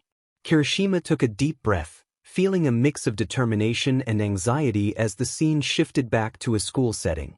The paper was there, and UA was once again at the top of the list. His friend looked at him with surprise, asking if he was serious. Kirishima confirmed that he was, vowing to never freeze up like that again. The screen faded to black, and cheers erupted in the room as Ashido shouted encouragement, followed by Uraraka rallying everyone to go beyond. The chorus of voices filled the space, shouting, "Plus Ultra." The announcement came that the next reaction would begin in 10 minutes, prompting Natsuo to comment on the unusual timing. Fuyumi agreed, and as the timer started, conversations buzzed around them. Kirishima wiped his face, still feeling the remnants of earlier tears, when Bakugo stood up beside him, calling him over to talk. Kirishima followed Bakugo to a secluded corner of the room, where they were less visible to others. Once they reached the corner, Bakugo leaned against the wall, and Kirishima stood in front of him, facing away from the audience. Bakugo studied Kirishima's face intently, the seconds stretching out as Kirishima shifted his weight, feeling the tension in the air. Finally, Kirishima mustered the courage to ask what Bakugo wanted to discuss. Bakugo's expression turned annoyed as he cut to the chase, implying that Kirishima knew exactly why he had been called over. Kirishima acknowledged this, knowing that Bakugo was aware of the judgmental glances he had been receiving. Bakugo continued, bluntly guessing Kirishima's thoughts. He pointed out that Kirishima had seen what he did to Deku, which had likely stirred up memories from Kirishima's own middle school experiences. He speculated that Kirishima was conflicted about whether to forgive him or harbor resentment for his past actions. Kirishima blinked in surprise, realizing how perceptive Bakugo was. He felt torn. On one hand, Bakugo was his best friend, and Kirishima could see the efforts he was making to improve himself. He recalled how Bakugo had mentioned needing time to apologize, and how Midoriya seemed to be accepting of that. Midoriya was content, which made Kirishima question his own feelings about Bakugo's past. However, Kirishima couldn't ignore the severity of Bakugo's actions. He reflected on how, during middle school, he had faced bullying that was bothersome but not as severe as what Midoriya had endured. He thought about the scars Midoriya carried, evidence of burns inflicted by Bakugo. Kirishima knew that Midoriya had likely dealt with those injuries alone, without support or medical care. The thought of Midoriya suffering in silence broke Kirishima's heart. He couldn't fathom the pain his friend had experienced, nor could he shake the troubling thoughts about the advice that had been given to Midoriya in the past. While Kirishima had never been pushed to such extremes, he understood the weight of those thoughts and how they could linger. Kirishima felt a deep sense of concern for Midoriya, wishing he could erase the pain from his friend's past. As he stood there, he grappled with the complexities of friendship, forgiveness, and the scars that lingered from their shared history. Everything that had happened had undoubtedly affected Midoriya's mental health, and Kirishima was grateful that they had a counselor at school. He assumed that Midoriya and others would be meeting with Hound Dog once everything settled down. This brought him back to Bakugo. It was clear that Bakugo would likely need to attend anger management therapy, and possibly family therapy as well. Either way, it was not Kirishima's place to concern himself with it. However, he couldn't shake the memory of Bakugo's words echoing in his mind. The fact that Bakugo had told someone who used to be his friend that he no longer wanted them in this world was simply heartbreaking. Kirishima felt conflicted. Yet, there was one thing that nudged him in a particular direction. Midoriya wanted Kirishima to remain friends with Bakugo. He had mentioned once, in passing, that Kirishima brought out the best in Bakugo. Kirishima had been puzzled by that at the time, but now, after witnessing Bakugo's behavior, it made sense. Midoriya had said that Kirishima had managed to get close to Bakugo and had encouraged him to open up. Everyone had seen Bakugo's tough exterior, but not many could see the good that lay deep within him. Midoriya was one of the few who always insisted that it was there and never gave up on trying to reach that side of him. One night, Kirishima finally understood what Midoriya meant. He had experienced a nightmare and accidentally hit his head against the wall. Bakugo's room was right next to his, so it was no surprise that he heard the noise. He came into the room to help Kirishima calm down. Though Bakugo swore at him for interrupting his sleep, Kirishima knew it was just a sign of mild annoyance. Recently, Kirishima had been noticing Bakugo's caring side. It required looking past all his defenses, but if one looked closely enough, it was there. Kirishima expressed his feelings, saying it hurt to think about their friendship and how it had changed. Bakugo studied Kirishima's features and finally responded, suggesting he wipe his face, as tears made him look unappealing.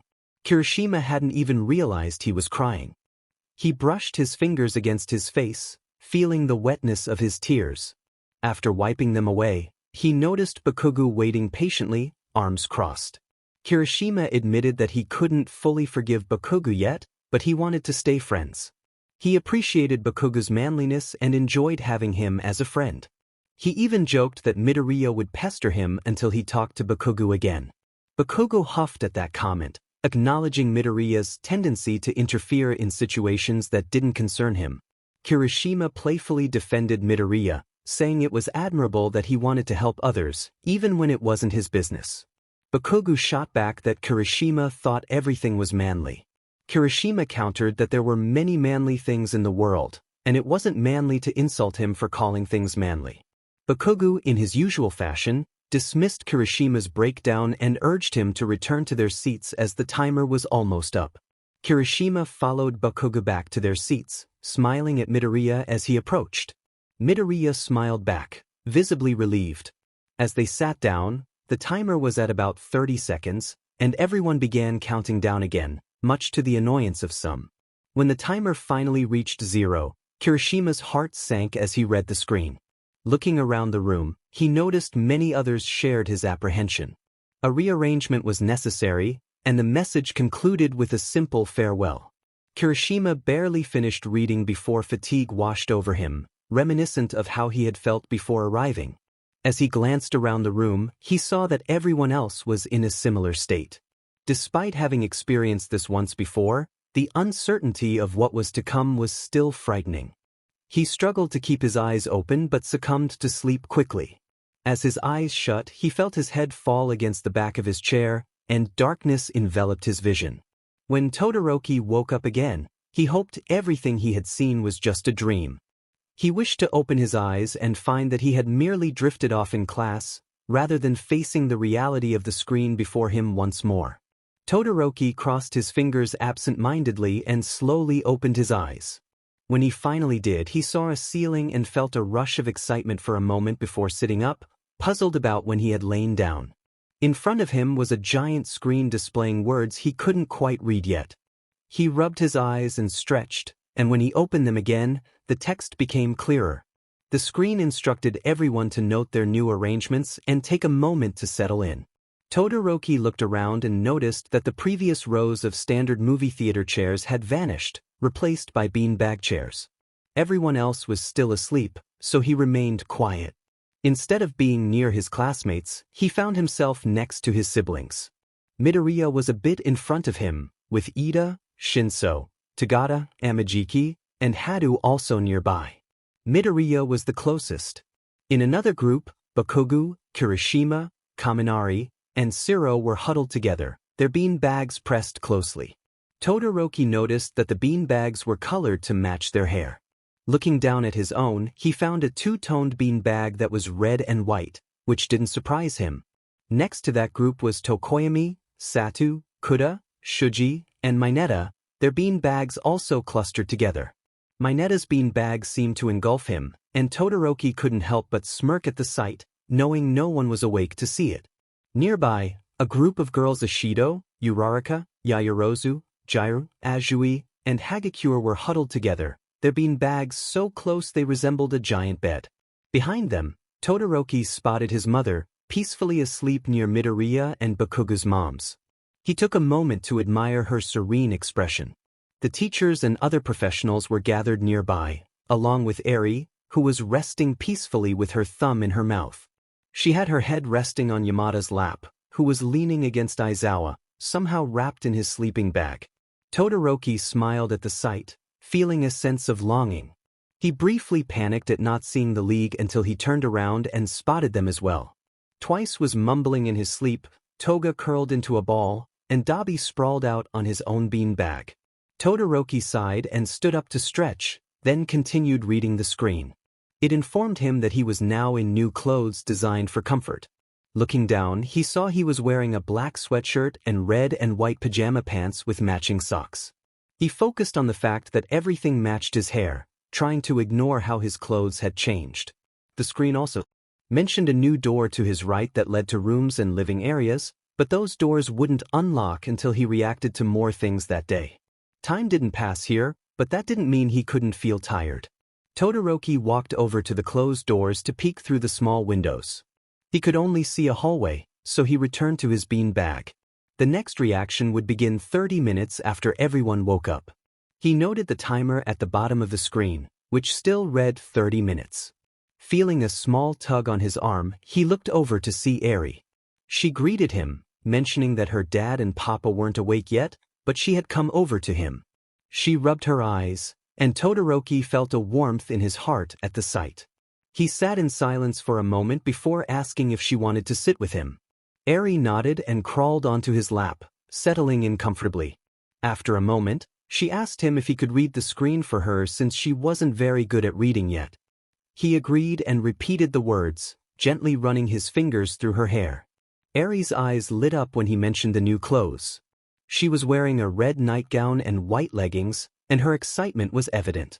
After he finished reading for her, people began to wake up, and Eri thanked him before heading over to her parents. Todoroki watched as others slowly stirred and began reading the screen. When Yagi, the last to wake, finally opened his eyes, the timer started. The girls began squealing about gathering together, and Hadu joined them, dragging her bean bag along. They welcomed her, sitting together and discussing their new outfits and the unusual room. Hadu called out to Eri, inviting her to join them for some fun with her hair. Eri looked over at Hadu, who smiled encouragingly. After a moment of contemplation, Eri glanced up at her dad, who shrugged, prompting her to brighten up and move her bean bag over to the girls. They seated her in front of Azui, who began braiding her hair, likely due to her experience with her own siblings. Toga, excited, asked if she could join as well, expressing her eagerness to hang out with everyone. The girls exchanged skeptical glances, but Uraraka was the first to respond positively, inviting Toga to come over. Toga thanked her enthusiastically and added her bean bag to the group, sitting down with excitement. Everyone chatted amongst themselves, the atmosphere filled with laughter and camaraderie. A few people got up and looked out the door, only to be disappointed when they couldn't see anything. As the timer approached 0, Midoriya moved his bean bag next to Todoroki's and excitedly talked about heroes. Todoroki listened absent-mindedly, wearing a green long-sleeve shirt and black sweatpants. Midoriya animatedly described a hero's special move, mentioning how close he was to defeating an opponent before MT Lady intervened with her impressive ability to grow tall. He speculated about her potential to adapt her powers for smaller spaces and continued his enthusiastic rambling until he realized he was muttering again. Todoroki reassured him that it was fine to talk, but suggested he might want to wrap it up since the timer was almost up. Midoriya expressed his gratitude and excitement. Fuyumi, wearing a light pink sweater and gray pajama pants, smiled at Todoroki. She commented on how interesting his friends were and lamented that he never brought them around.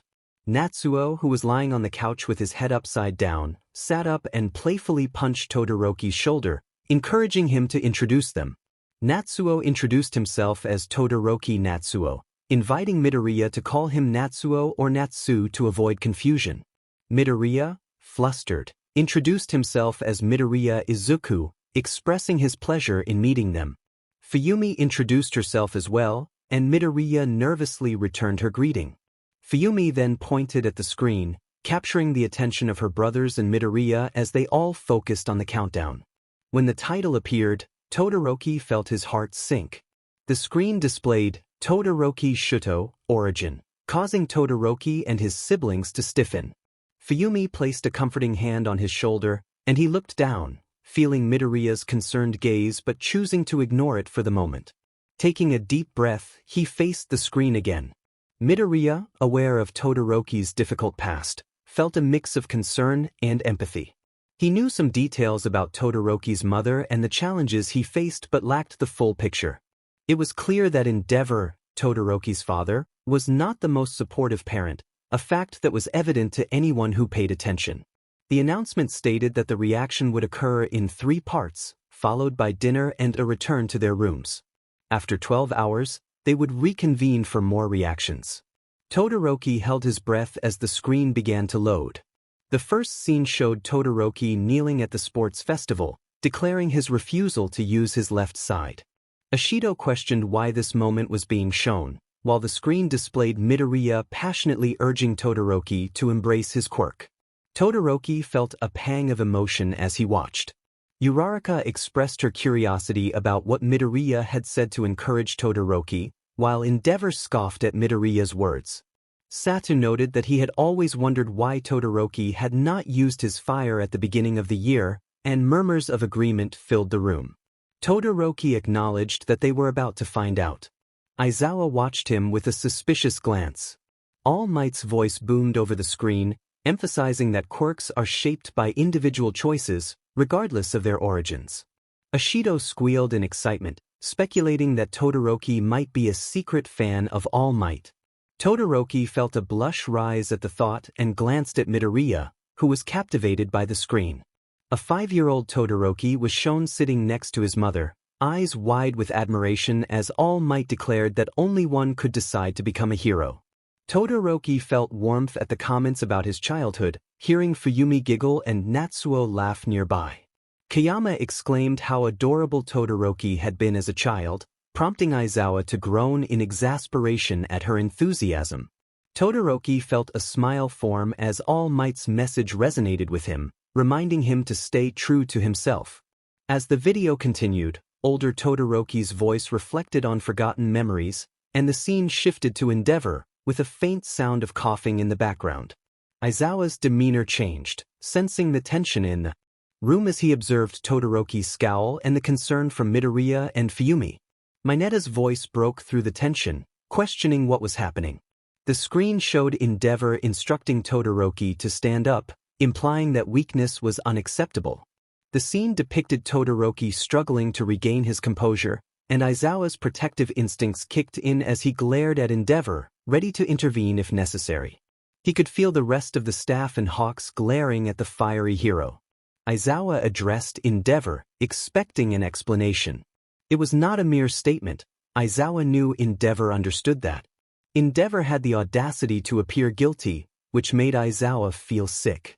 It was unsettling to see someone who had hurt his own child show remorse, but at least he acknowledged his wrongdoing. Endeavor coldly asserted that he didn't have to explain himself to Aizawa. Aizawa's eyebrow twitched in response. He reminded Endeavor that while he might not owe Aizawa an explanation, he would certainly have to answer to Detective Tsukachi when they returned. Endeavor growled and looked away, refusing to meet Aizawa's gaze. Aizawa felt a sense of pride at that moment, emphasizing that Endeavor would not escape accountability for his actions. Endeavor sneered, asserting that Todoroki was his son. Aizawa quickly countered that he was also Todoroki's teacher. Endeavor insisted that Aizawa should stay out of matters he did not understand, but Aizawa retorted that he understood perfectly well what Endeavor had done and that it was wrong. Todoroki observed Natsuo scoffing beside him, his eyes filled with a mix of interest and disdain as he watched the exchange between Aizawa and Endeavor. Fuyumi, concerned, was torn about whether to intervene. Meanwhile, Todoroki noticed their mother being comforted by the other mothers. Midoriya, feeling distraught, thought about Todoroki. He had never imagined Endeavor could be this bad. Frowning, he placed a hand on Todoroki's knee in a gesture of comfort. Todoroki glanced at the hand before meeting Midoriya's worried gaze, which brought a small smile to his face. Midoriya encouraged Todoroki to talk to him if he needed to, reminding him that they were friends. Fuyumi asked Todoroki if he was okay, her expression showing stress as she nervously played with her fingers. Todoroki reassured her that he was fine and inquired about her and Natsuo. Natsuo expressed his anger, wishing he could punch Endeavor for everything he had done to them and to Toya. Fuyumi scolded him quietly, insisting that Endeavor was trying to change. Natsuo countered that this did not erase the past. Fuyumi desperately argued that it had been a long time since Endeavor had done anything wrong, but Natsuo insisted that it should never have happened in the first place. He pointed out that the painful memories were being displayed on the screen for everyone to see. Fuyumi ducked her head, trying to wipe away a tear discreetly, which did not go unnoticed by Natsuo. Realizing he had upset her, he quickly apologized. Fuyumi acknowledged that it should not have happened, suggesting that if it hadn't, their mother would still be home, and Toya would still be alive. Todoroki added that Midoriya would not have been injured because of him. Midoriya, confused, asked for clarification. Natsuo, intrigued, inquired how Midoriya's injuries were related to their father's abuse. Todoroki explained that Midoriya had broken his fingers to help him use his fire. Natsuo burst into laughter upon realizing who Midoriya was, covering his mouth to avoid drawing too much attention.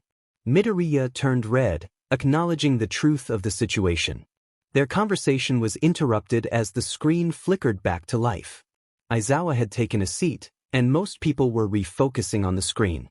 A woman, presumably Rei, appeared on the screen, kneeling beside a young Todoroki. She pleaded for someone to stop pushing him, emphasizing that he was only 5 years old. Aizawa sneered at the mention of the child's age, while a slap and a yelp of pain echoed in the background. Natsuo growled, turning his gaze away from the screen to glare at Endeavor, his eyes drifting to his mother, who was crying but also smiling as Midoriya and Bakugo comforted her.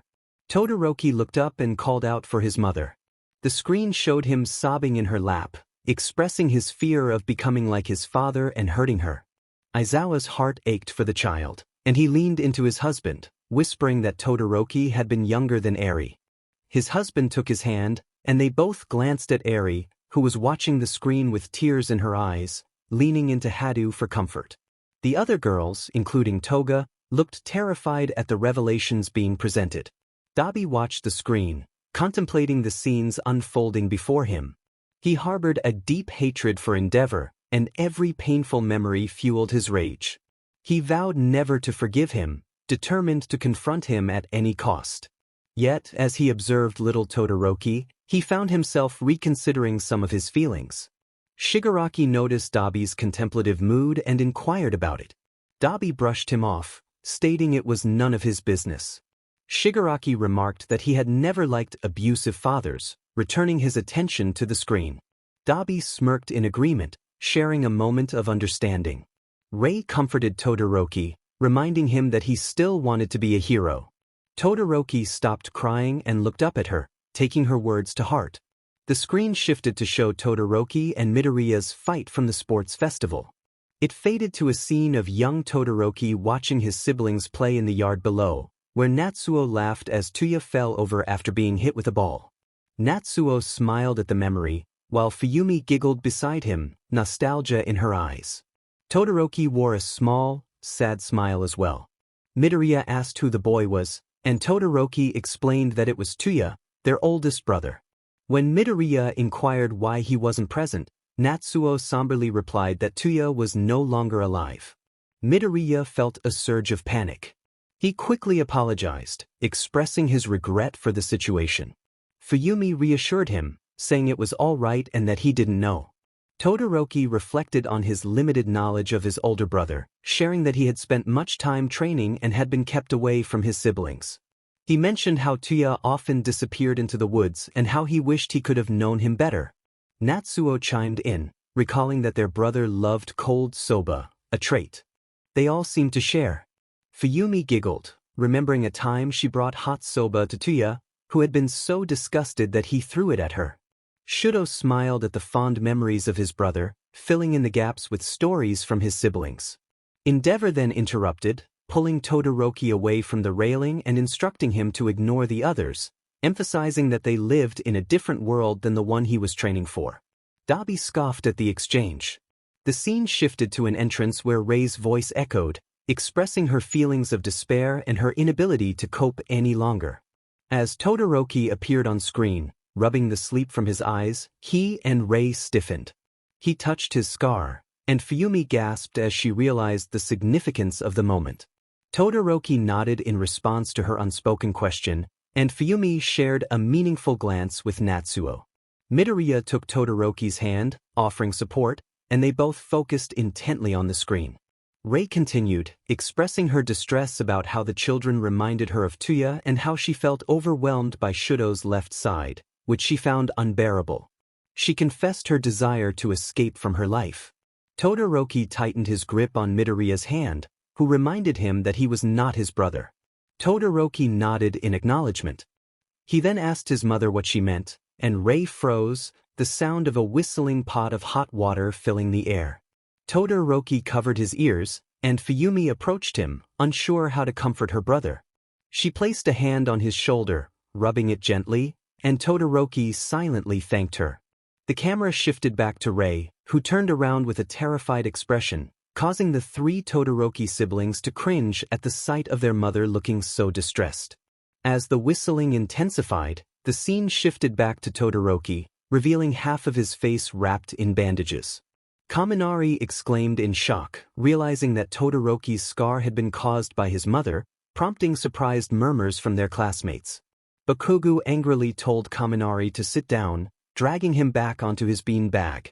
Kaminari protested, stating that they had all been curious about the scar since the beginning of the year, especially now that they learned it was caused by his own mother. Todoroki finally spoke, telling Kaminari to be quiet. The room fell silent as Todoroki clarified that it wasn't his mother's fault but rather his father's. He expressed that if blame was to be placed, it should be on him. Rei eventually calmed down from what appeared to be a panic attack and thanked Shudo, acknowledging the hurt she had caused him and apologizing sincerely.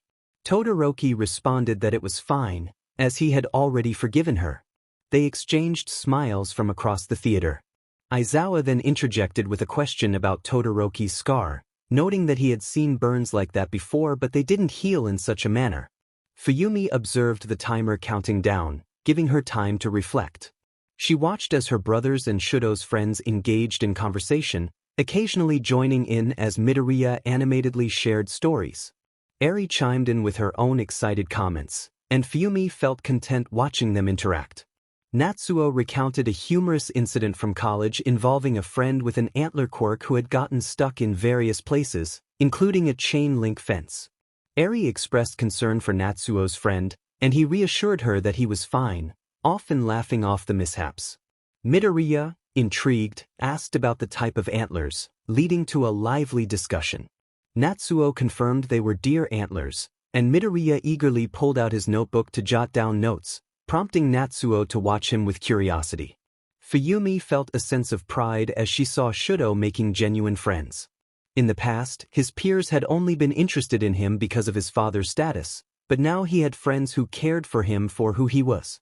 She was grateful for Midoriya's influence, as he had helped Shudo open up and grow stronger.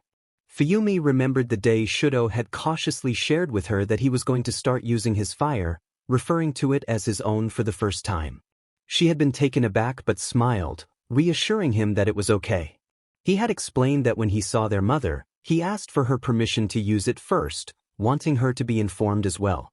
Fuyumi felt immense pride watching her little brother grow. It was all thanks to the friends he made at UA. They were finally improving. Their father was even trying to change. Fuyumi just wanted her family back together, and it was slowly happening. Shudo had mentioned that he wasn't sure if he could forgive their father but would wait to see if he could genuinely change before considering it. With Natsuo, Fuyumi knew it would be harder for him to forgive their father. To be completely honest, she doubted he ever would. After all, he was closest to Toya when he was still around. Fuyumi wasn't sure if their family could ever be normal, but she would try. They had made so much progress. Now, they were all gathered, watching the memories of her family that she had desperately tried to forget. She didn't like that everything was coming to light, but maybe, just maybe, it was for the better. Perhaps this would be good for them. She didn't know. So she sat in the room, waiting for more of their dark past to be revealed. At least she would be able to see her older brother again, even if it was just pictures and old videos. Of course, she knew it was coming. They would be seeing their past from the very beginning, but that didn't make it easier when it was actually happening. Nevertheless, Fuyumi remained kind, keeping a smile on her face as she interacted with her brothers and Shudo's friends, confident that the rest of her family, except for their father, was doing the same. When the 10 minutes were up, she discreetly took a deep breath and reached for Natsuo's hand, seeking comfort. He took her hand and smiled reassuringly. She smiled back and sighed, looking at the screen once more as her life played out for everyone to see. She watched as the timer counted down from 10. No one was cheering this time, as the mood had deflated. She wished they were, if only for a distraction. The screen finally reached 0. The title, Todoroki Family, appeared. Natsuo joked about getting some spotlight, though no humor resided in his voice. Fuyumi looked at the image of Toya, taking in the sight of her eldest brother again, even if it was just a picture. Discreetly wiped a tear from her eye as she absorbed the moment. Natsuo mentioned that he had that picture stashed in his room somewhere, recalling it as one of the only photos of all of them. Shinso asked about Toya's hair, noting that it looked sort of white. Fuyumi smiled at him, explaining that when Toya started training, his hair gradually turned white due to his quirk. His hair was fully white when he passed away. Hawks watched as the timer ticked down from 30 minutes, deep in thought. He didn't quite know how to feel at that moment. He skillfully ignored the shocked sounds around the room, particularly from the Todoroki family, and tried to piece together his own thoughts. It felt like an impossible task, akin to trying to catch something intangible and place it with another intangible thing. One thought he could grasp, however, was that he did not enjoy trying to organize his thoughts, and it was much more difficult than he had anticipated. He first considered Endeavor. He felt a sense of betrayal. Endeavor had been his inspiration and the primary reason he continued striving to be a hero. To discover that Endeavor was hiding so much behind closed doors was shocking. However, it seemed that he was genuinely trying to change. It wasn't obvious, but Hawks could see the guilt in his eyes during the scenes with Shuto. Hawks recognized that Endeavor was making an effort to atone for the pain he had caused. Now that he understood what had happened behind the walls of the Todoroki household, what Toya had confided in him long ago made much more sense. Although he hadn't known that Toya's father was Endeavor, he remembered that Toya had told him about his abusive father, and they had bonded over that shared experience. Speaking of Toya, he was alive. Hawks felt a mix of relief and confusion. The commission had informed him that Toya had died from his own quirk, which aligned with the story the Todoroki family had shared, but it raised even more questions. How could he have survived? If Hawks recalled correctly, Toya's flames were hotter than Endeavor's. Endeavor himself struggled to withstand the heat from his own quirk, even with his body built to endure it. Toya had no protection from the intensity of his own flames. Even worse, his body was built to withstand the cold, making it even more challenging for him to manage his quirk. So how did Toya survive? Hawks didn't want to dwell on the pain he must have endured or the scars he would carry. They had seen Toya's face in that one picture, and Hawks couldn't fathom the suffering he must have experienced, especially without any medical attention. He would have had to find food and water, which would have been nearly impossible given his injuries. Hawks always knew his friend was strong, a fact demonstrated by the grueling training he had undergone during his time with the Commission. It was during a critical moment that Toya stood up for Hawks when the Commission threatened to put him on quirk suppressants and remove his tail feathers. Toya had always been the strong one between them, and Hawks believed he would endure this challenge as well. However, Hawks missed him deeply. At that moment, he couldn't afford to dwell on his feelings. He wished he could mourn for his not-so-dead friend, but he needed to focus on what to do when everyone else left. The Commission would not hesitate to eliminate him if they discovered what he knew. They had shown their ruthlessness before, and he was determined to protect the kids involved. He would never forgive himself if he allowed the Commission to harm them. Being a hero meant safeguarding others, and he was resolute in ensuring that no child would suffer as he had.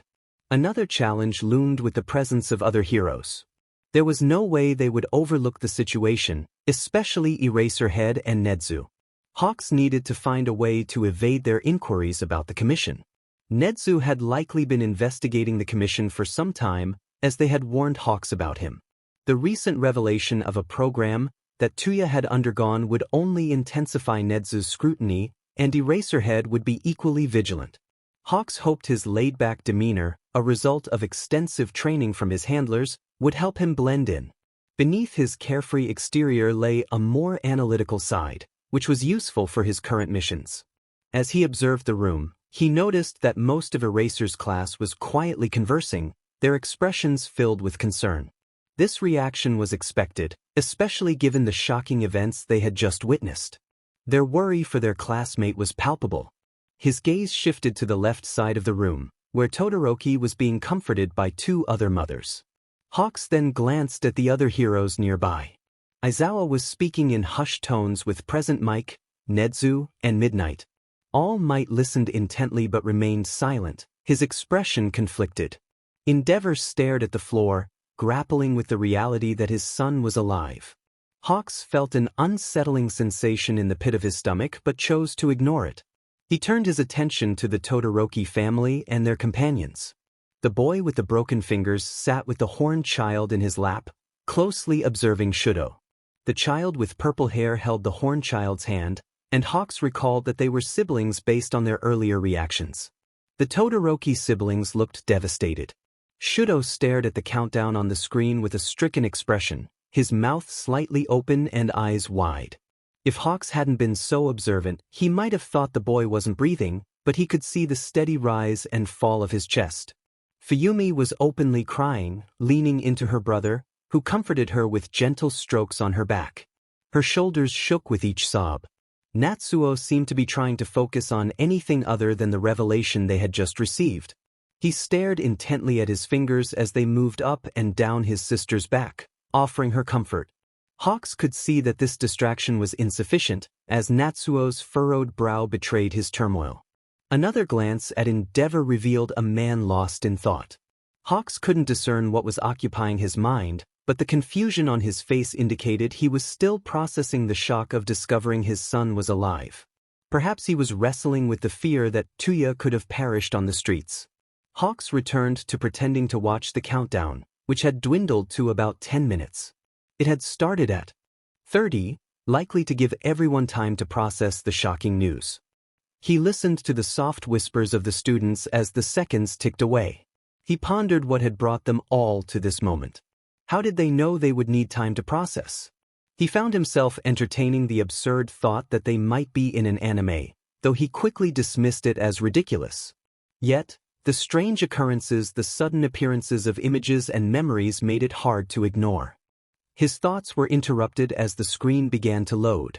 He settled back in his bean bag, resting his chin on his hand, joining everyone else in anticipation. They were all waiting for answers. The atmosphere in the theater was tense as the screen finally loaded. Everyone was eager to see what would unfold next after such a significant revelation. Some sought specific answers, while others were anxious about keeping their own secrets safe. They all understood just how much could be revealed. As the words appeared on the screen, everyone held their breath. Todoroki Toya. Fuyumi's breath caught in her throat. She had hoped for this moment, yearning to learn more about her brother, but now that it was happening, she felt a wave of nervousness. What was she supposed to think or feel in this situation? There was no guidebook for dealing with the emotions that came with discovering that a sibling presumed dead was, in fact, alive. It would have been easier if there were, but now she had to navigate this overwhelming moment without any direction. For the time being, she decided to simply observe and go along with whatever happened next. There wasn't much else she could do, and she wanted to remain calm for her brothers. Natsuo was likely struggling with this revelation, given his close bond with Toya. Shudo didn't really know him, and she herself was pretty distant with him too, choosing to talk with Natsuo rather than her. But if she could remain calm, then maybe everything could be okay. Right? Natsuo looked down at his clenched hands. He reminded everyone of a certain rule, which caused a mix of confusion and interest among them. Some felt a sense of fear, realizing that this would not be easy. Many leaned closer to the screen, eager to see what would unfold. If anyone attempted to severely hurt or attack someone, they would pass out for a few minutes. As the realization sank in, fear spread among them. They all remembered what had happened to Bakugo and did not want it to happen to them.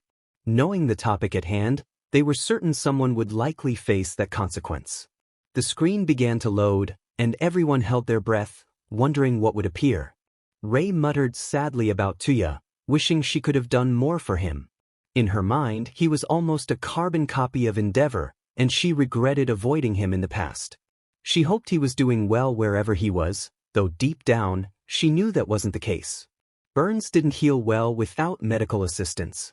Inko held onto her hand tightly, providing comfort with that small gesture.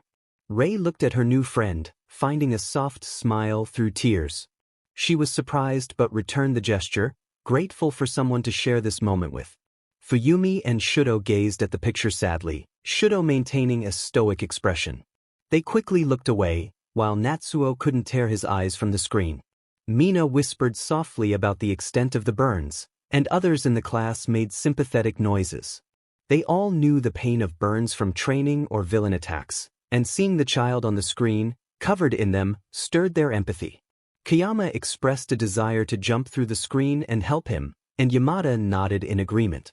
Nedu stared at the screen, silent fury coursing through him, and Aizawa radiated the same emotion. Shudo felt a wave of sadness wash over him as he looked at the picture.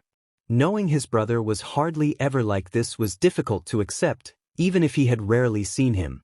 He understood the hatred directed towards him, but that didn't lessen the pain of that knowledge.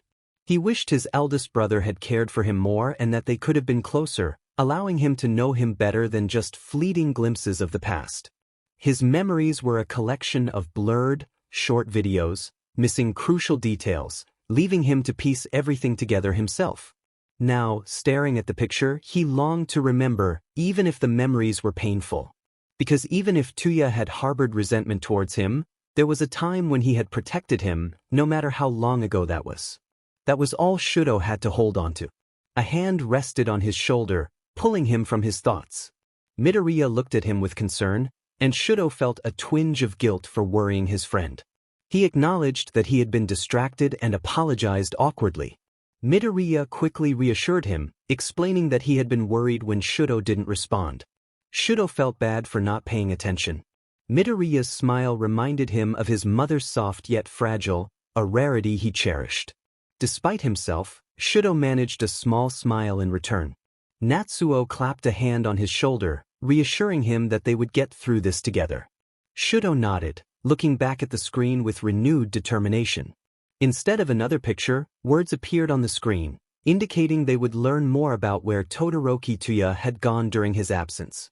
Hawks tensed, hoping no one noticed, but he caught a side-eye from Eraserhead and Nedu. He forced a smile, knowing it wouldn't convince them, while feeling a rising panic inside. This was a significant issue. Aizawa straightened in his seat, alert to the screen. He had seen Hawk's reaction and was now focused on what kind of place Endeavor had sent his child. He wished he could record everything happening but settled for concentrating on the unfolding events. Dabi sat back, smiling to himself. The hallway everyone walked down was thin and moderately lit, with a single strip of gray paint squiggling along the white wall. It was only wide enough for two people, making everyone feel uncomfortably squished as they moved. Endeavor, who had woken up during the walk, occupied one side of the hallway. Finally, they reached a door. Midnight, leading the group, twisted the glass handle and opened it. They entered a large common room that connected to a game room. 3 walls had doors with plaques beside them, and another door stood without a sign. Everyone filtered in, ready to see what awaited. Some made comments about the new room they had discovered, while others settled onto the various couches. The TV flickered to life, drawing everyone's attention as they gathered around it. It flickered again until words appeared, reminiscent of a theater presentation. This is where you will be staying for a while. The golden door with the glass handle will take you back to the theater. There is a game room where you can enjoy various board games, card games, and more. The 3 doors with plaques lead to your rooms, and the plaques indicate who will go down each hallway. Lastly, the final door leads to a hallway with several soundproof conference rooms, and at the end, there is a gym. In the gym, you will have the opportunity to use your quirks, but the same rules apply as before. You will be unconscious if you attempt to harm anyone. The walls are unbreakable as well. Excitement filled the room at the mention of the gym, with many cheering and expressing their enthusiasm. Some felt disappointed that they could not engage in proper sparring, but they remained grateful nonetheless. You have about 20 minutes to explore, then you should return to the theater and then to the cafeteria. Ashido felt a twinge of unease about the situation, but it quickly faded as the thrill of discovering their rooms took over. She smiled and dashed over to the first door with a plaque, reading the names. Hallway 1. 1A, Midoriya Inko. 1B, Bakugo Mitsuki. 1C, Todoroki Rei. 1D, Todoroki Fuyumi. 1E, Todoroki Natsuo. 1F, Hadu Nijire. 1G, Amajiki Tamaki. 1H, Tagada Mirio. 1I, Shinso Hitoshi and Eri. Frowning, Ashido moved to the next hallway, joined by some of her classmates. Hallway 2. 2A, Toshinori Yagi. 2B, Nedu. 2C, Aizawa Shoyuta and Yamada Hisashi. 2D, Kayama Nimuri. 2, Takami Kigo. 2F, Todoroki Enji. 2G, Babaigawara Jin. 2H, Toga Himiko. 2I, Todoroki Toya. 2J, Shigaraki Tamura. 2K, Kurogiri. Ashido groaned, unable to find her name on the list once again.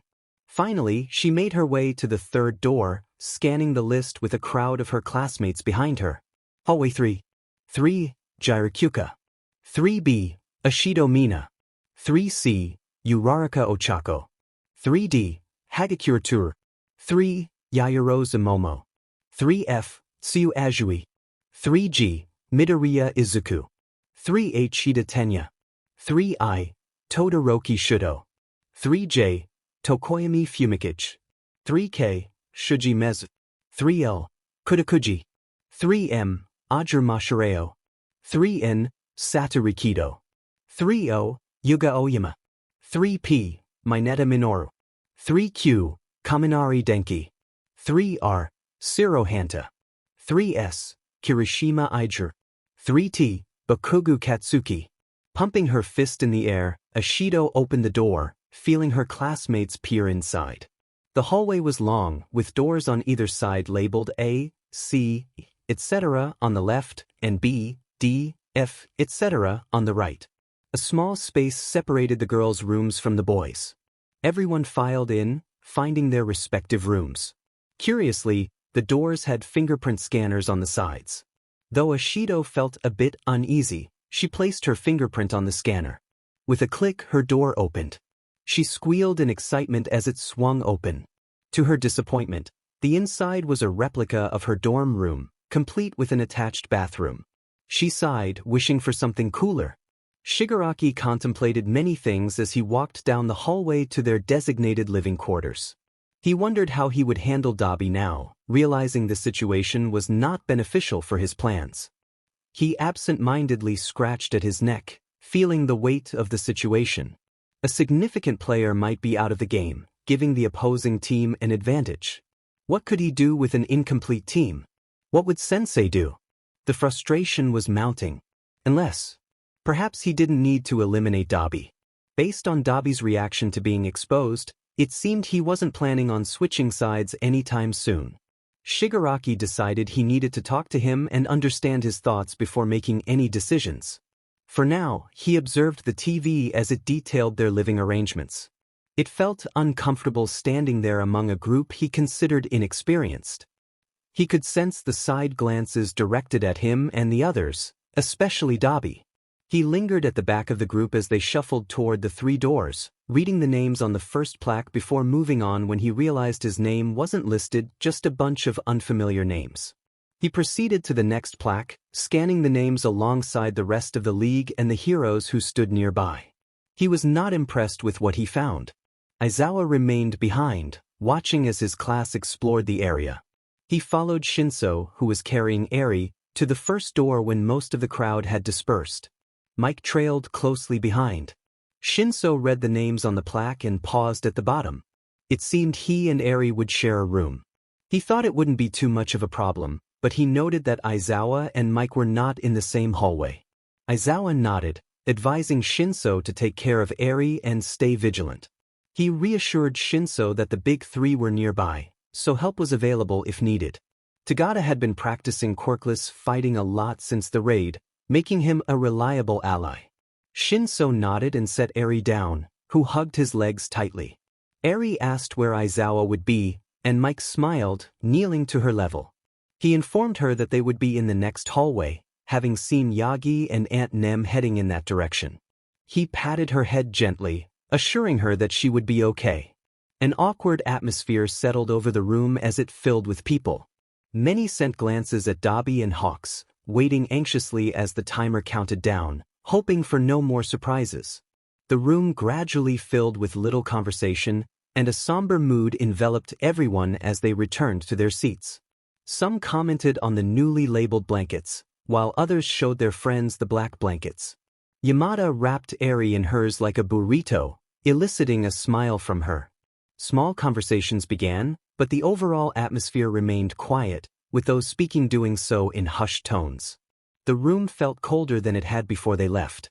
Eri returned to sit with her parents, remaining silent as Yamada braided and unbraided her hair, his experienced fingers twisting and turning the strands, only to start anew when he realized they lacked a hair tie to finish the style.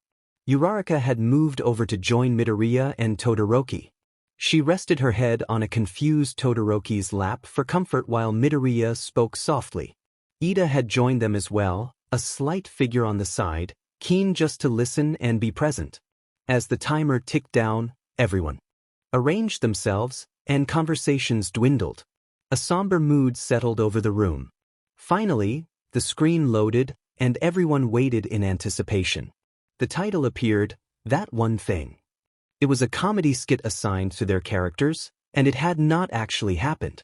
Kaminari remarked that it contributed to the feeling that they were part of a show.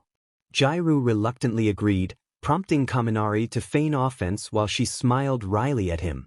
Yaoyorozu lifted a finger to her chin, pondering how this could actually be a viable theory, questioning how else they could explain such phenomena. Nezu interrupted, suggesting they save that discussion for another time and focus on the video. As the video began, Midoriya appeared on screen, bathed in a spotlight. He introduced another story about himself. The scene shifted to Midoriya and Uraraka, labeled as UA student, with an arrow pointing toward them. Uraraka pointed out their appearance, and Midoriya smiled in response.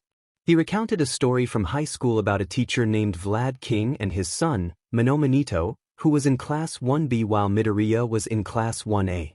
Todoroki asked if Monoma was Vlad King's son, but Aizawa simply replied no, hoping to avoid another conspiracy board in the dorms. Bakugo grumbled that Monoma was just a SCK up, which made Denki snort with laughter, while Kirishima struggled to hide his smile. Ida insisted they should be respectful to their peers, emphasizing that such behavior was unacceptable at UA. Bakugo countered with a blunt remark about Vlad King. Ida froze in shock as half the room reacted in surprise, laughter erupting around them. Even Aizawa couldn't suppress a smile, aware of the rivalry he had with Vlad, which was petty but justified in their opinions. Midoriya's mother, Inko, called out to him, and he panicked, trying to explain that it was just a video. Inko sighed, placing a hand over her chest, feeling the realism of the moment. The video continued, revealing that one weekend, Vlad and his wife decided to leave town, which Midoriya noted was unwise behavior. Hagakure questioned if Vlad King was married, but Aizawa sighed again, clarifying that most pro-heroes didn't marry due to the risks involved. Yamada added that while some married civilians, it was often easier for pro-heroes to marry fellow heroes. The work-study students recalled Rocklock and his wife, who had a child, and agreed that it made sense to worry about a partner's safety. Uraraka and Yaoyorozu expressed their thoughts on the exhaustion that could come from such relationships, and Siro noted it was something to consider as they grew older. Yagi shared his personal choice not to marry, explaining the dangers associated with being a target. Ashido remarked that it sounded lonely, but Yagi reassured them that he had friends for company and kept busy. The video shifted again, revealing Monoma throwing a party at the teacher's house. Kirishima expressed concern, while Siro commented that there was no way Monoma would invite them. Hagakure agreed, noting Monoma's dislike for their class, and Mineta lamented the unfairness of it all. Yaoyorozu praised Kendo for keeping Monoma in check, likening her to an older sibling for their class. The video continued, showing Bakugo, Kirishima, and Siro grinning, ready to cause chaos. Kirishima buried his head in his hands, laughing, while Kaminari rubbed his hands together in anticipation. Midoriya expressed his unease, and Azui, tilting her head in thought, mentioned her curiosity about where this was going. Ida reprimanded her, but Azui reminded him that they were merely watching a fictional scenario. Midoriya entered the party, and the scene revealed familiar faces, all drinking as if it were the end of the world. Kaminari burst into laughter, while Natsuo commented on Todoroki's unexpected behavior. Fuyumi glared at him, warning him to avoid such antics in college, and Natsuo assured her he would maintain a clean record for his future in the medical field. Nedu calmly reminded everyone that the students on the screen were not the Class 1A they knew, which helped diffuse the chaos, especially among the parents and teachers. Aizawa sighed, taking in the unfolding scene.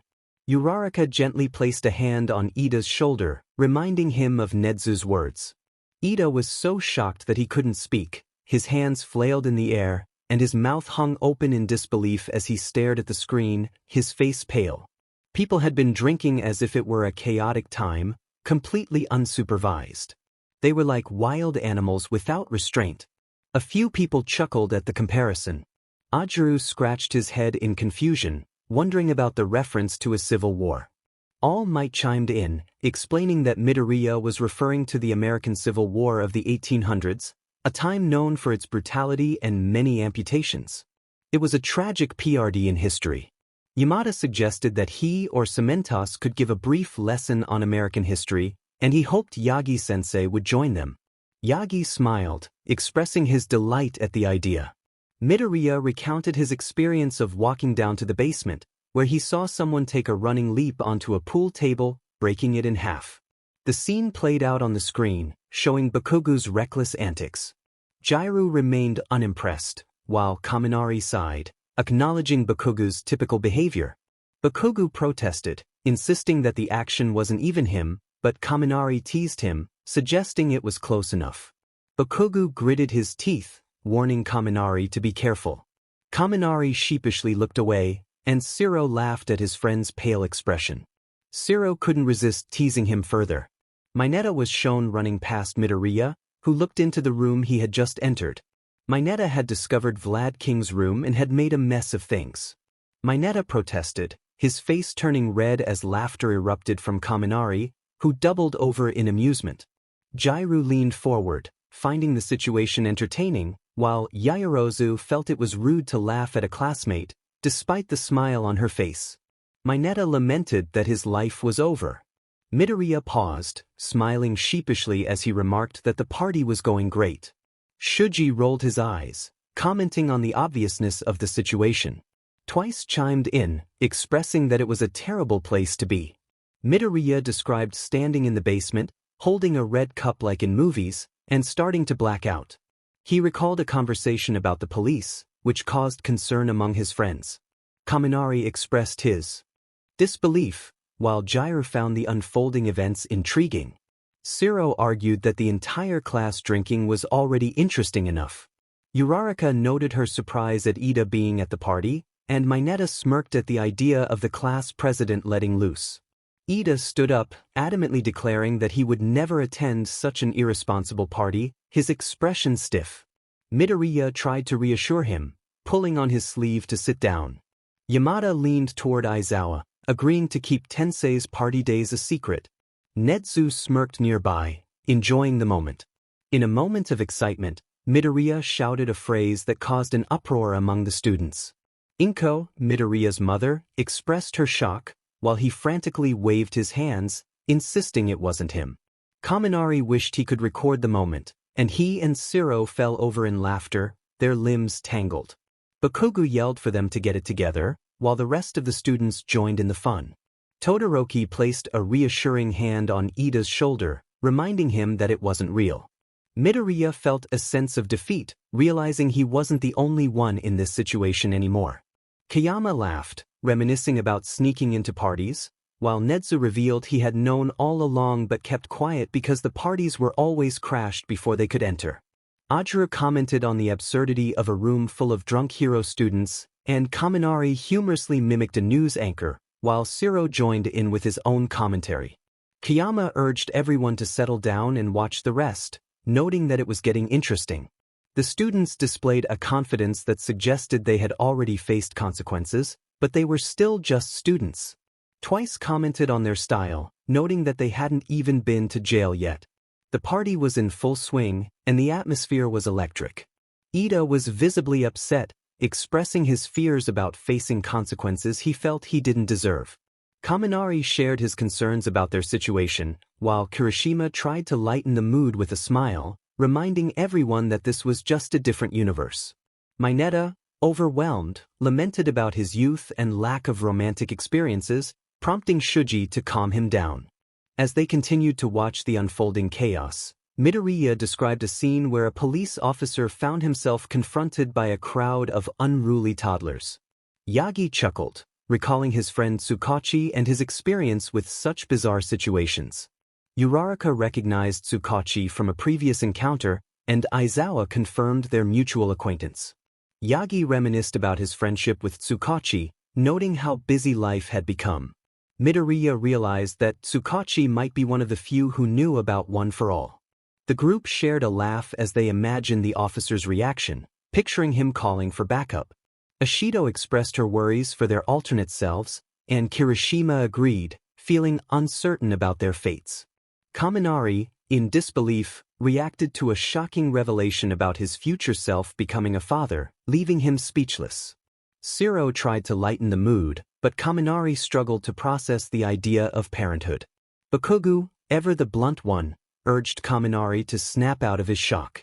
Kaminari protested, insisting that this wasn't their reality. Azui reminded him that while it wasn't their current situation, it was still a possibility. Kaminari, overwhelmed, buried his face in his hands, wishing to avoid such thoughts. Shiro joked about the future responsibilities Kaminari might face, but Kaminari was not amused. The group continued to watch the chaotic scene unfold, where Kaminari's alternate self smashed a bottle and shouted for everyone to scatter. Jair sighed, having anticipated the outburst, while Kaminari found the moment thrilling. Kayama warned Kaminari not to imitate his alternate self, and Aizawa added that he hoped Kaminari would use common sense. The chaos reminded them of a scene from a beloved animated movie, which Kaminari eagerly suggested they watch together with subtitles. The atmosphere shifted as the group engaged in lively discussions, trying to focus on the lighter aspects of their recent experiences.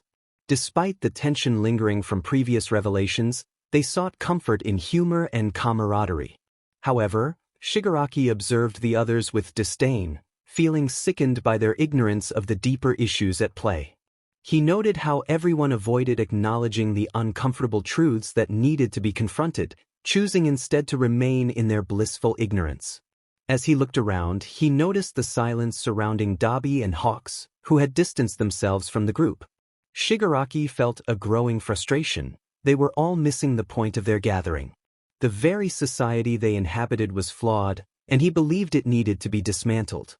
The reality they avoided was the one he intended to expose, and he felt a determination to see it through. Lest events like those witnessed earlier occur again, Shigaraki took advantage of the brief moment they had amidst the noise of the room and moved closer to Dabi. Noticing this, Dabi turned his gaze toward him, while Kurogiri positioned himself alongside Shigaraki. Shigaraki began, expressing a bored demeanor as he regarded Dabi. He remarked on the recent display, noting how it had revealed certain truths. He continued, acknowledging the surprising revelation that one of his comrades was the son of the number 2 hero. Dabi shot Shigaraki a glare, questioning his intentions. Shigaraki responded with a declaration of his desires. He sought to dismantle the current society, to reshape the world into one where individuals like him could thrive. He emphasized that the real question was what Dabi wanted. Dabi met Shigaraki's gaze, his expression seemingly indifferent. Shigaraki, with a scowl, reflected on how he had not chosen his team. It was Sensei's wish for him to have allies to support his plans. Although he found them aggravating, they had proven themselves capable. He expressed his reluctance to lose a valuable comrade and directly inquired about Dabi's stance. Dabi, with a smile that stretched his already loose staples, reassured Shigaraki that nothing had changed for him. His connection to a hero did not sway him to their side, and he reiterated his commitment to the League's cause, aligning with Stain's vision of ridding the world of falsehoods. He intended to remain loyal as long as his objectives were not obstructed. Shigaraki contemplated Dabi's loyalty, recognizing that he would need him for a while longer. Once the doctor completed his plans for Shigaraki, he would no longer require Dabi's strength. Until then, he would remain watchful. Losing Dabi would not only affect him but could also create rifts among the more emotionally attached members of their group, like Toga and Twice, as well as Spinner, whose ideals resonated more with Dabi's. As these thoughts swirled in his mind, he turned his attention back to the screen, where the timer reached 0 once again. The room quieted as more individuals took notice of the changing lights on the screen. Despite the overhead lights, the screen illuminated the theater, creating an atmosphere akin to watching a movie. Midoriya and Todoroki rejoined their classmates after Todoroki's siblings departed with their mother.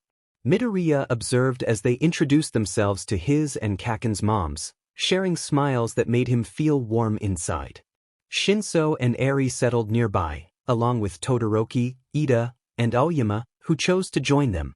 Eri listened intently to their discussion about the previous video, sitting between Midoriya and her brother. She pointed out peculiar moments, such as Bakugo's antics on the pool table, prompting Midoriya to clarify that it was merely a video and not a real event. Eventually, Mirio, Tamaki, and Nijire joined the group, with Eri happily taking a seat on Mirio's lap as he and Nijire entertained her. While conversing with Aoyama, Midoriya noticed the screen change again. He glanced over as the audience settled into their blankets and the large homemade bean bag they had created together. The only visible part of the floor was beneath Hagakure's bean bag, which seemed to be invisible as well. Midoriya found this intriguing but refrained from intruding on Hagakure's space, considering it impolite. The screen then displayed text announcing the next showing, titled, "An Alternate Timeline." It explained that the upcoming video would illustrate how their world might have unfolded differently if certain events had changed. The warning about potential shock added an eerie undertone to the atmosphere. Midoriya sensed a shift in energy within the room, a stark contrast to the previous video. He exchanged a glance with Aoyama, feeling a knot of dread form in his stomach, unsure if it stemmed from the room's ambience or his own instincts. Hagakure remarked on the seriousness of the situation, and several girls nodded in agreement.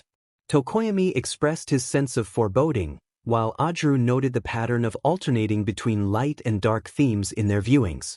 Nedu acknowledged this observation, pointing out that aside from the Todoroki family showings, the videos seemed to oscillate between uplifting and challenging content, as if the room aimed to balance the mood after something difficult to witness. Midoriya decided to follow the screen's instructions and prepare for the worst.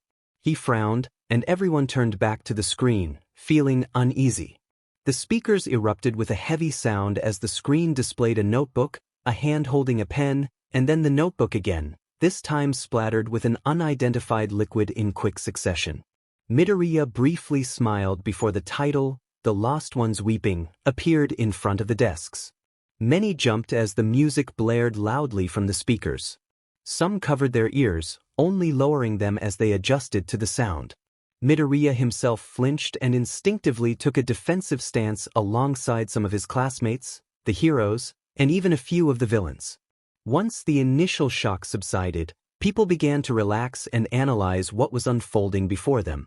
Uraraka pointed out that it seemed like this reaction would focus on Deku again. Jiru, nervously toying with her earjacks, expressed her concerns about the music. She noted that the harsh sounds at the beginning were designed to grab attention, raising listeners' heart rates. She explained that the music was in a minor key, which often evokes negative emotions.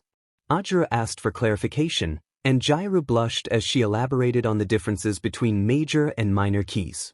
Major keys typically sound happy and are associated with positive feelings, while minor keys convey sadness, anger, and fear. Jiru concluded that the song seemed to aim for a negative reaction, though she acknowledged she could be mistaken. Everyone stared at her, wide-eyed. Yamada praised her observation, sharing his own experience as a DJ. He explained how he chose songs based on the time of day to set the mood. Jiru blushed even more at the compliment from her favorite teacher and thanked him. Hagakure then asked if this meant the reaction wouldn't be as happy as the last one. Jiru agreed, pointing out the bloody notebook and Midoriya's smile as indicators of something darker. The group pondered this before turning back to the screen. Midoriya appeared at one of the desks, mumbling about being back in middle school. He noticed Tsu waving at him and smiled back at her. A strong hand rested on his shoulder, and he turned to see Ida encouraging him, with Todoroki and Uraraka nearby. Overwhelmed by the support from his peers, he felt grateful for being at UA and having such caring friends. As he focused back on the screen, flashes of memories troubled him, but he found comfort in knowing his friends would be there for him. The images continued, revealing a pencil on a desk with sketches of heroes like MT Lady.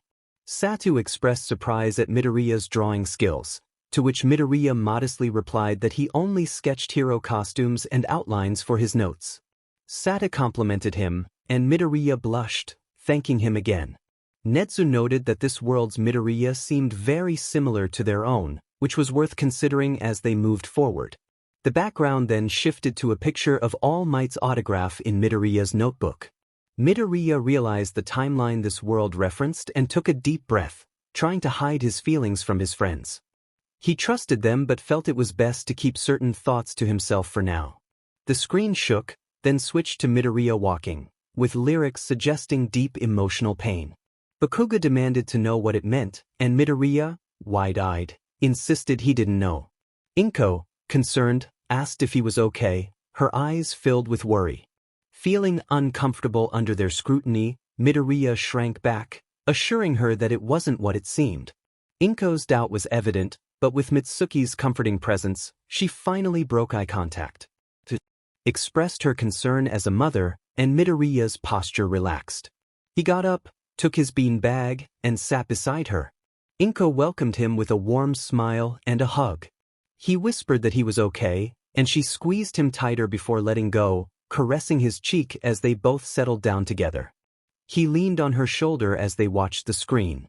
Kirishima whispered, his eyes teary as he clenched his fist, expressing admiration for the scene unfolding. All Might appeared on a rooftop, and someone from the class called out his name. Kaminari questioned what was happening, while Uraraka pointed out the connection to Deku-kun. Midoriya, recognizing the situation, tensed and felt a wave of unease wash over him. His mother sent him a questioning glance, but he smiled reassuringly at her. He swallowed hard and returned his gaze to the screen, knowing this would be difficult to watch. As Midoriya reached out to All Might, who was walking away, he reflected on the painful memories. Kirishima asked when this encounter had taken place, and Ishido expressed surprise that Midoriya had met All Might in middle school, in his small might form. Yagi coughed at the comment, and Kayama patted his back, smiling at him. Ida reminded everyone that this might not have happened in their universe, emphasizing that this was a different Midoriya. Midoriya offered him a grateful smile, which Ida returned. He then confirmed that he had indeed met All Might in a similar manner to his counterpart, noting that everything so far seemed to correlate with their universe. Aizawa acknowledged the concerns surrounding Midoriya's meeting with All Might, promising to discuss it later, but urged him to inform them when their realities differed. Shuji interjected, asking what had happened during that meeting, as it seemed far from joyful. Midoriya looked down, feeling shy, and pressed closer to his mother. He preferred not to answer, and Inko frowned, gently rubbing the back of his hand. Aizawa glanced at Yagi, who appeared guilty and forlorn as he looked at Midoriya. Aizawa caught his eye, silently questioning him, but Yagi only looked more remorseful. Aizawa frowned, sensing there was much more to uncover, but time was limited. As the scene shifted, Midoriya was shown surrounded by falling pieces of paper, which were suddenly covered in red scribbles. Shiro commented on the intensity of the moment. Mitsuki, Midoriya's aunt, asked what had happened, her concern evident. Midoriya looked down again, preferring to avoid the topic. When Mitsuki stood up to confront the teachers, Midoriya's heart raced. She pointed at All Might, and Midoriya felt a wave of dread as she accused him of saying something hurtful to her nephew. Yagi looked taken aback, and as he started to rise, Midoriya's mother sighed and intervened, holding Mitsuki back. Yagi stammered, trying to respond, but Aizawa stepped in front of him, addressing Mitsuki. He explained that attacking Yagi wouldn't solve anything and that both Yagi and Midoriya were reluctant to share what had happened. Mitsuki considered his words before relenting, but she made it clear that Yagi was not off the hook. Midoriya noticed All Might's eyes widen as he nodded, wiping his chin with a handkerchief. Mitsuki huffed and returned to her seat alongside Midoriya's mother. Kaminari whispered to Bakugo, expressing admiration for Mitsuki's boldness. Kirishima laughed, noting the source of Bakugo's confrontational nature. Bakugo simply huffed and turned back to the screen. The video continued, showing Midoriya diligently writing at a desk, expressing his affinity for numbers and science. Ashido questioned his enjoyment of math, and the scene shifted to Midoriya being ridiculed, hunched over at his desk. He lamented his struggles with English, prompting Midoriya to raise an eyebrow in confusion.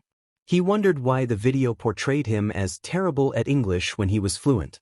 Nedu explained that the lyrics likely complemented the visuals, even if they didn't always align with reality. Midoriya nodded, refocusing on the screen. The video revealed a part of him that yearned for clear answers, as he felt that every choice he made led to uncertainty.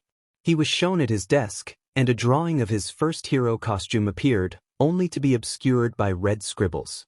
Midoriya realized that something significant had changed between his meeting with All Might and this moment. Kiyama asked what that change could have been. As everyone awaited the next explanation, the screen finally shifted, capturing their full attention. The definition of multiverse appeared, explaining the concept of parallel universes. Ajuru and Mineta expressed their confusion, while Kaminari shared his unease with Kirishima. Yaoyorozu hoped for answers, and Nezu urged everyone to pay close attention, sensing that this would be the only explanation they would receive regarding the unfolding events. Midoriya felt a mix of nervousness and anticipation, aware that while they had been safe so far, the unknown still loomed ahead. Hagakure expressed her uncertainty about the situation, noting that they had little information to go on. Shuji agreed, finding it strange that they were receiving this revelation after so long. Kuda nodded in support. Toga, however, was excited and eager to learn why Izuku had joined them, her smile brightening the room. Midoriya felt a wave of discomfort wash over him. Aizawa reassured them that whatever the screen revealed, they would be all right. He pointed out that at least they were finally getting some answers and that the screen had been helpful in clarifying things so far. Nezu, in a surprisingly cheerful tone, encouraged them to continue with open minds. Midoriya muttered his curiosity about the true nature of their situation, prompting his mother to gently rub his scarred hand in comfort. Nezu confirmed Midoriya's suspicions, explaining that they were part of a universe from an anime called My Hero Academia, which followed Izuku's journey to become a hero. He assured them they would learn more as it became relevant. Suddenly, Kaminari jumped up, startling those around him. He exclaimed that he had known it all along they were a TV show. Jairu urged him to calm down, while Kaminari sank back into his bean bag, overwhelmed by the realization. Bakugo shouted in disbelief, questioning why Midoriya was the main character. Yaoyorozu found the revelation shocking and strange, while Shiro noted it felt like an existential fever dream. Uraraka nervously wondered if their lives and experiences meant nothing if they were not real. The group fell silent, contemplating the weight of her words. Nezu reminded them that while they were perceived as a TV show by others, their reality was genuine to them, and everything they had experienced mattered. Uraraka nodded, though still looking uneasy. Ida moved to sit beside her, bringing a smile to her face. Nezu suggested they treat the information as important but not dwell on it too much, encouraging them to continue. He explained that the multiverse operates on the principle that any change in a universe can create different timelines. Todoroki expressed his amazement at the idea of an entirely different universe resulting from a single change.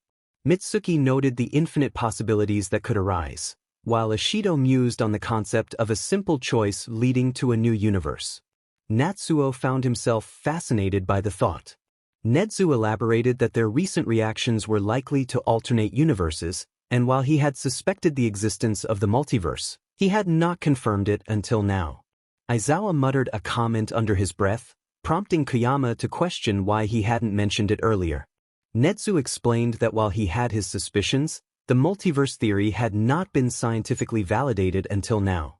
Ashui wondered what changes had occurred in those alternate universes, and Kurojairi remarked that their sensei would find this fascinating. Nedu added that both small and significant decisions could drastically alter outcomes, referencing the butterfly effect. Kirishima asked for clarification, and Yaoyorozu explained that a minor action could lead to a series of events with monumental consequences. Kaminari was taken aback by the implications, while Yaoyorozu noted that this was precisely what they were experiencing.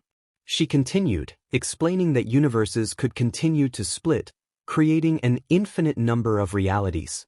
Midoriya, brimming with excitement and curiosity, eagerly jotted down notes, causing his pencil to snap. His mother jumped at the sudden noise, and he sheepishly apologized. In a world where heroes and villains clashed, the students of UA High School were training to master their unique abilities. Among them was a group of friends who often found themselves in humorous and challenging situations. One day, they were gathered in the common room, discussing their latest training exercises. The atmosphere was lively, filled with laughter and playful banter. They were excited about their upcoming hero training, each eager to showcase their skills. As they prepared for the day, one student, known for his dark and mysterious quirk, was particularly focused. He had been practicing hard, determined to improve and support his friends. His dedication did not go unnoticed, and his classmates admired his commitment.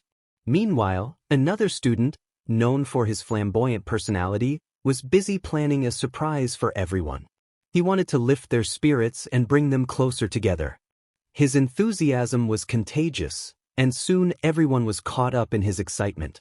The day of training arrived, and the students faced various challenges designed to test their abilities. They worked together, combining their quirks in creative ways to overcome obstacles.